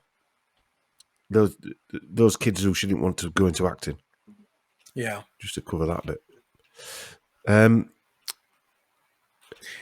Where were we? Yeah, so Alice Liddell. I find this guy a bit creepy. I used to be into Alice in Wonderland. I quite like that story, to be honest with you. But now you know the information, I can't even think about it. But Jane Alice Liddell, and Lewis Carroll share several bloodlines back to Edward III. Jane Asher played Alice's mother, Mrs. Liddell, in the film Dreamland that I just mentioned. The relationship between the Liddells, Dodgson, broke in June 1863. And it's been speculated that by some biographers that Carroll / Dodgson may have wanted to marry the 11-year-old Alice Liddell. Okay. Lewis Carroll is cut from the same satanic Plantagenet bloodline that were mentioned earlier, and he shares several ancestors with Jane from the Percy family. Sir Henry Percy, Sir Henry Percy, 1364-1403, born at Alnwick Castle, we mentioned earlier, or Warkworth Castle. One of the Lord Warkworth was one of the head honchos of the United Lodge of England, if I remember right, left top of my head. Henry Percy, 2nd Earl of Northumberland, and Lady Elizabeth Percy. They're also related to her. And Carroll is also an ancestor of Lionel Plantagenet and Elizabeth de Burgh. Jane is also related to the de Burghs, and they're also ancestors of Chris de Burgh. Okay. Well, this, again, I know we talked about this before, but Stacey's work tells us that Billy's mother is the Percy bloodline. That's Elizabeth Percy, wasn't it, Mike? Elizabeth Percy, yeah. And so now we're taking a look at Jane Asher, and she also is connected into the Percy bloodline. Mm. So this tells me, we're just taking a wild guess here, that Jane Asher knew exactly who Billy was, and vice versa. So, it's very, very weird in a way. But like we were saying earlier, they've got these bloodlines, and everything is kept within that circle. Mm. Yeah. Interestingly, Julia Arnold and that's Julia and a younger sister sat down, Ethel Arnold. That's Aldous Huxley's mother is Julia Arnold, from the Arnold family. They've also got a famous American side. Their gene line goes back to Edward III through Thomas of Woodstock. Bear in mind that Aldous Huxley was probably the protagonist of the mescaline and LSD into the 60s. Woodstock is well known for right, that drug, isn't it? Yep. Interesting, isn't it? All these names keep coming up here. Yeah, that and the Summer of Love with the Monterey Pop Festival. Woodstock is, I equate Woodstock right up there with the Monterey Pop Festival. Yeah. There were just some pictures I put together. Chris de Burgh, Lady in Red. I thought the song was written about Princess Diana, but Chris tells me it was written about de Burgh's wife. But anyway, but they're also related to Richard Branson as well, who likes dressing as women, likes dressing as air hostess. So he shares the de Burgh bloodline. Virgin Airway. Yeah. Wow. Okay. Yeah, and he shares a de Burgh bloodline, and he's got his boats and one of his planes called the Scarlet Lady. And one of the Scarlet Woman is obviously a Scarlet Woman isn't like a phrase, isn't it, used for a woman who's a bit loose, if you like. Right. Yeah, but Chris de Burgh is an Argentinian-born musician, a songwriter, and he's traced his family's tree back to Robert the Bruce, King of Scots. His maternal grandfather is Sir Eric de Bruce, a British Army officer who served as Chief of General Staff in India during World War II. And Colonel Charles John Davison is Chris's father, a British diplomat. But he just penned Lady in Red, Mike, and it were a big hit. Yeah.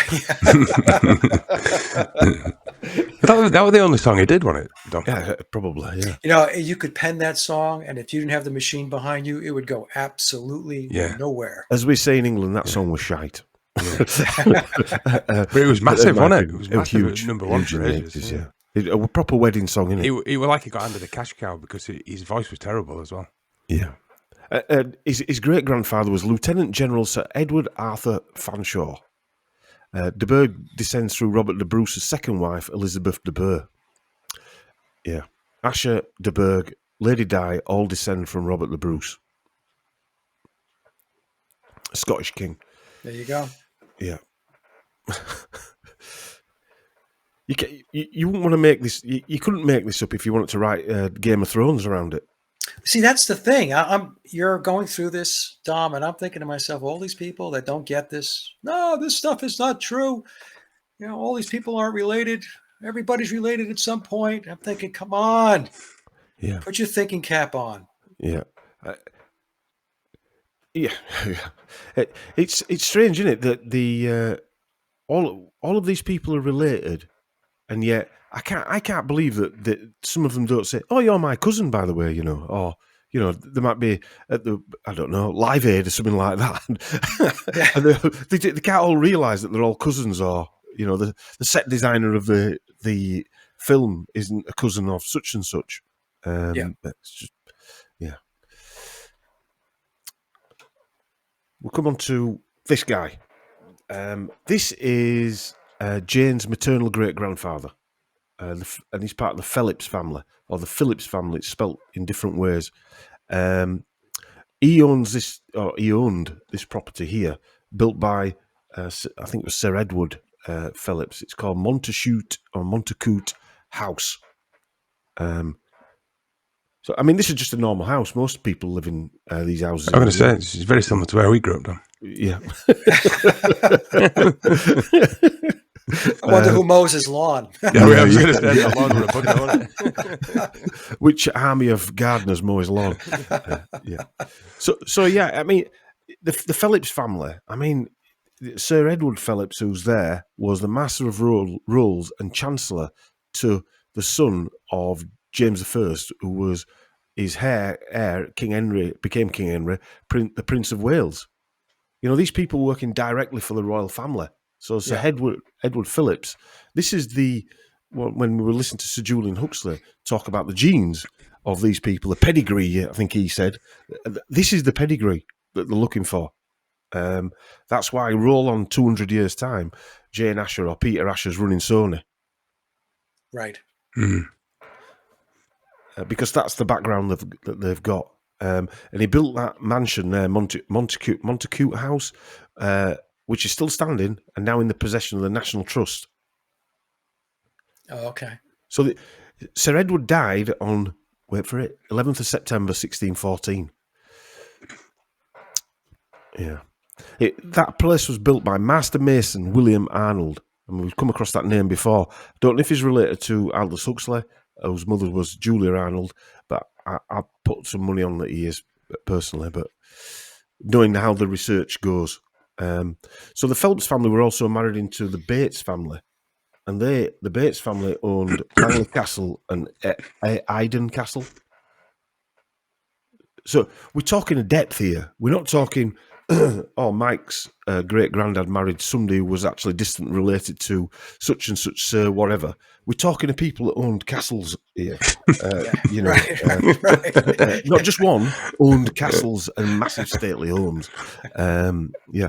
And on a side note, an interesting side note, this guy who works at the Massachusetts Institute of Technology now owns one of them castles. He owns Langley Castle.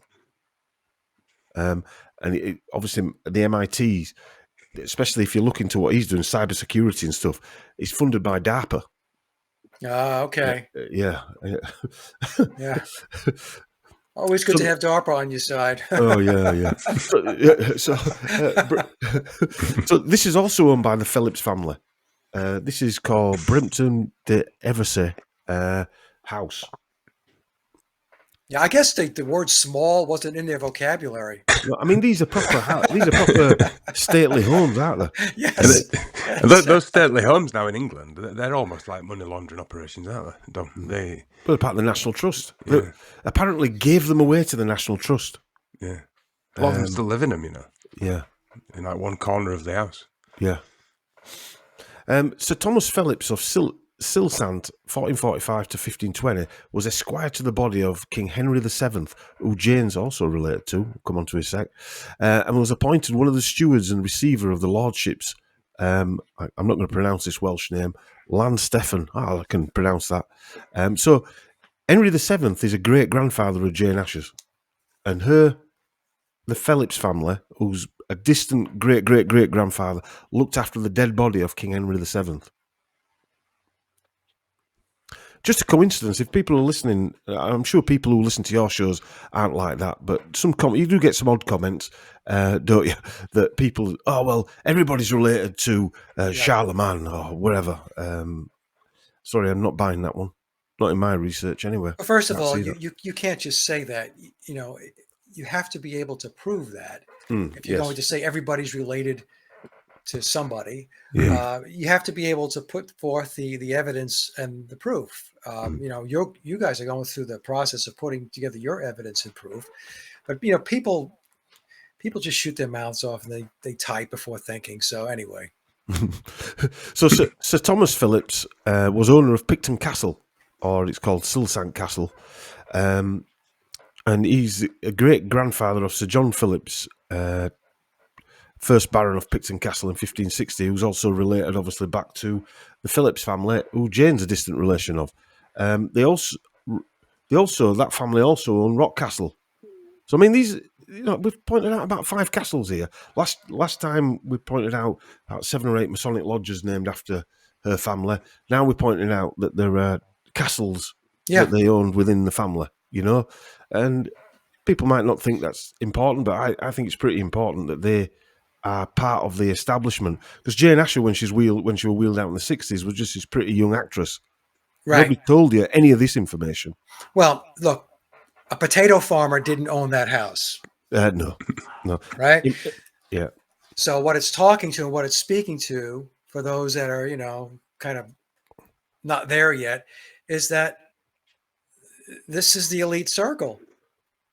This is part of the control system. And, you know, if you don't believe there's a control system, I don't know what to tell you, but there is. And what you're being shown here is that the control system's been in place for a long time. And people are connected to people who are, you know, the then part of the control system. And they brought forth the future people that would be part of the control system. So they keep it all in the family. And that's how the process works. So the Viscount of St. David's, I found this interesting because we come back to music again. And this guy apparently is the latest Viscount, and he would be a cousin, or a distant cousin probably, of Jane Asher's. And he's the latest Viscount of St. David. And he is the Honourable Roland Augusto Yestin Estan Islao Phillips. He's going to be he's the youngest son of the third Viscount of St. David, and Augusta Victoria Correa. And he's quite an esteemed musician. He's the presumptive heir of the Viscounty, and he'll become the fifth Viscount. But they don't just inherit one title. They've got, some of these people have got several titles that they've married into. He's got 1, 2, 3, 4, 5 baronies, as well as the barony of that Picton Castle that we showed earlier. I showed it a minute ago. So and he's related to the Ashers too? Yes, he'll be a cousin of Jane Asher. And during the 2020 nonsense, he calls himself Roland Sharpeville, as opposed to him calling the Viscount of St. David. He assembled the world's first professional lockdown backing band, which included well-known session musicians, all living together under one roof in a rented Norfolk mansion. That's it there, Vowood, a Grade 2 listed hall. The James Bond film composer David Arnold, another Arnold, possibly related to Huxley, worked with Sharpeville on material forming part of a public awareness campaign designed to promote unity amongst the general public in 2020. Sharpeville and his band, a group of musicians, has worked with acts including Paul McCartney. There you go. These people don't just magnetize together by accident.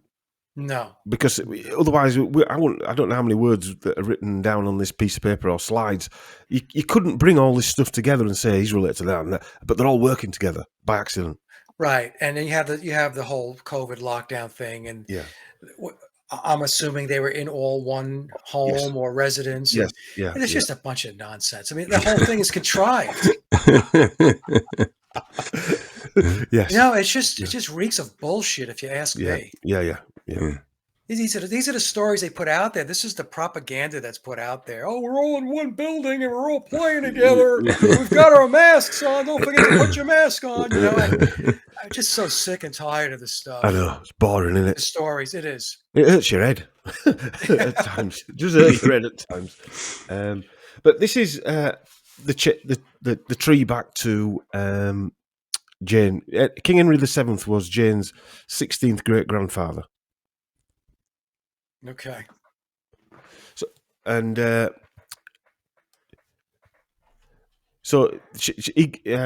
are we here? The Francis Wolsey and John, the yellow line there. So these are connections I've picked, and they all have Masonic connections. So Earl Granville will be a principal guest at the 80 Club. So this is the 80 Club, and you'll see at the top of that line there, the Freemason. It must be a newspaper. These clubs, these are the secret clubs that they'll be having a glass of brandy and 100,000 people disappear in Africa at that point in 1887. Or going back to the making decisions based on things that we can't even think about and changing people's lives culturally at these clubs, aren't there? Anyway, Francis Wolsey's, is that 53? There you go. Thomas Tyne, Viscount of Weymouth. This was the grand... Right. Earl Granville was married to Francis Wolsey, and she was a granddaughter of Thomas Tyne, 1st Viscount of Weymouth, whose son, Thomas Tyne, 2nd Viscount of Weymouth, was the Grand Master of the Premier Grand Lodge of England. And there's his name there. And this would be a distant... If we look back here, there we go. Earl Granville, Francis Wolsey. Her father was the guy that was the Grand Master. So, and I know the distant links, but they're all more. Anyway, the Viscount Weymouth constructed the Serpentine Lake at Longleat on his Longleat estate, and that's the Longleat estate. I mean, everybody just builds the Serpentine Lake, don't they, Mike, in the back garden? But they all link into the Earls of Sunderland, back into that area where the Earls of Northumberland, the Percys are. They're all intertwined in that same area. And they're also married into the Spencer family of Woodstock. Again, there's that name. Who have their own lodge, because the Spencers were the Dukes of Marlborough and they had the Marlborough Lodge. It says the Spencer Churchill family tree. Yes, yeah. So also they're related to Princess Diana as well. The Spencers, the Earl of Spencer was was Princess Diana's brother. Does that tie into Winston Churchill? Yes. Okay. Of course. Just a wild guess on my part. Yeah. So Diana's royal lineages includes 2 illegitimate children of King Charles II. So Princess Diana was related twice back to King Charles through Henry Fitzroy and Charles Lennox. We mentioned the Lennox family before. And anyway. So just to finish off, this is what sort of got me started, to be honest with you. Jane Asher is related to King Edward III. She's also got royal Welsh royalty, or ancient royal Welsh royalty. And so is John Lennon. So is Eminem. So is John Densmore. I mentioned earlier that Eminem, his great-great-grandfather, Increase Mathers, was the guy that brought the law in to burn people at the stake. Well, John Densmore, the drummer of The Doors, he had a great-grandmother burnt at the stake in Salem. Quay also has all this Welsh royal lineage as well, as does the Bush family, and loads of other people go through this ancient Welsh royal lineage. But the first thing that I noticed for Jane that got me really interested was this, the Kingdom of the Isles, and I mentioned it right at the end of the first presentation. So she's related to the ancient kings of Scotland, but the ancient Viking kings of Scotland, and her bloodline is, there's no doubt, but it sort of blew me away, this, because the Elliot bloodline is related, no question, to the ancient Viscounts of Dillon, known as De Leon or De Leon. We take it back to Sir Henry de Leon in 1185, and he accompanied Prince, later King John, to Ireland and acquired extensive land grants in the counties of Longford and Westmeath. Eventually, these lands were called Dillon's County and divided into the barony of Kilkenny West and others in 1543. And the name Dillon comes from the French name de Lion. And Henry de Lion married the daughter of Sir John de Courcy and Africa de Courcy. This is that lady here. Now, Africa de Courcy, although it sounds quite exotic, she's actually the daughter of Godred Olafson, King of the Isles, King of the Scottish Isles. This guy. And he ruled over this area here. Kintyre. Oh, okay. And all these areas here, all the yellow and pink areas, he ruled over. The area where Linda McCartney's Memorial Garden is. And of course, Billy had the song, The Mull of Kintyre.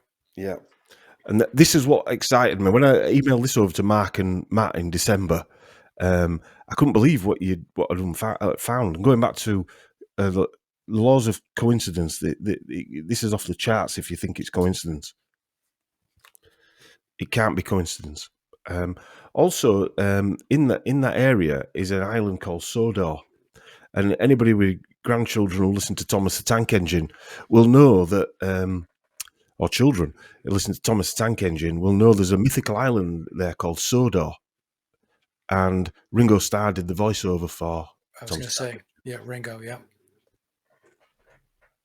And that brings us to the end of part 2. This was excellent, Dom and Chris. I didn't say much, Mike, to be fair. Rod Dom's the research that. That was excellent, Dom. In fairness, Chris, we're having some audio problems as well, weren't you, Chris? So, no, that's okay. It happens. To speak in case I bodged it up. Yeah, yeah, it happens. It happens. But in case people are thinking, all this research in the 1960s, where is it now? Where is this? You know, voices under your pillow and things like that. Where does it lead to? And this last video I'm going to play is a professor called James Giordano, and he's not on our side at all. He works for DARPA, and he was doing the rounds in 2017. And he's going to tell us how they do it now. They've moved it on a long way. Moreover, we can induce a number of neuromicrobiological agents to then incur something called high morbidity. These are not necessarily mortal agents. We can modify the existing palette of bacteria and viruses through the use of gene editing techniques. Very viable. This has been some of my ongoing work with my colleague Diane Diulis at National Defense University. And what we can also do is recognize that there are existing microbiologicals that can be harnessed to then induce the effects. We can also engage certain chemicals that way. What we want here is a morbidity factor, not necessarily a mortality factor. I want to make people sick. And what I do here is the virus is not necessarily the bug. The virus is what I put over the internet. Let me show you how I can crash a system pretty easily. I affect key individuals here, here, and here. And then I take another community in the back of the room. I affect key individuals there. And then I take another community. I affect key individuals there. And then I do what every good attributional group does. I beat my chest and take credit for it. And what I put out over the internet is, this is a virus, a bacteria, an agent that I have infiltrated into your fill in the blank. I say it's a weapon of mass destruction. And what I tell you it's going to do is it's going to produce paranoia, anxiety, and sleeplessness. What I've just done is I've recruited every paranoid hypochondriac to think that they have whatever that is. I've used salient and sentinel cases, and I create essentially a legion of what's known as the worried well. He actually said the worried well there at the end of that. That's basically banging pots and pans on the doorsteps in 2020. Right. That's right. That's Beatle possession on a scale that's bigger than a Beatle performance at a stadium in 1960s. Yep. You know what's interesting, guys, is I put a post up on my community tab on my Beatles YouTube channel. And it was an article that had to do with Yoko Ono's daughter, Kyoko. And I'm not kidding, that's her name. It's Yoko with a K, Kyoko. And to make a long story short, Yoko Ono's first husband, prior to John, took their daughter and he split with her. And she wound up in a cult. And then later on, John and Yoko were trying to reconnect with her. And eventually they did reconnect with her. And what she had said was that when she got back and she was interacting with John and Yoko, she said that the Beatles were a cult. She was talking about, this is a person that came from a cult, that then realized that she was in a cult, got out of the cult, reconnected with her mother and, you know, with John Lennon.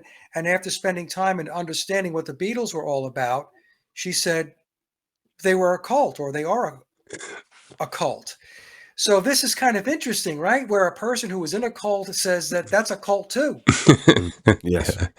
Yeah. So it goes to the point where, you know, they can create these things and these environments and all, like he said, worry, stress, anxiousness, and preoccupy people's minds with this stuff. And when you're preoccupied with this crap, you're not thinking in a positive way. You're not doing positive things in your life. You're worried and you're trying to, you think, oh, I have to survive, you know, and you're in survival mode. But anyway, I just thought I would throw that story out there because when I was watching this, I thought of Kyoko. Well, it all fits. It was interesting to say he affects people or affect him. When I listened to it the first time, I thought he said infect, but he said affect.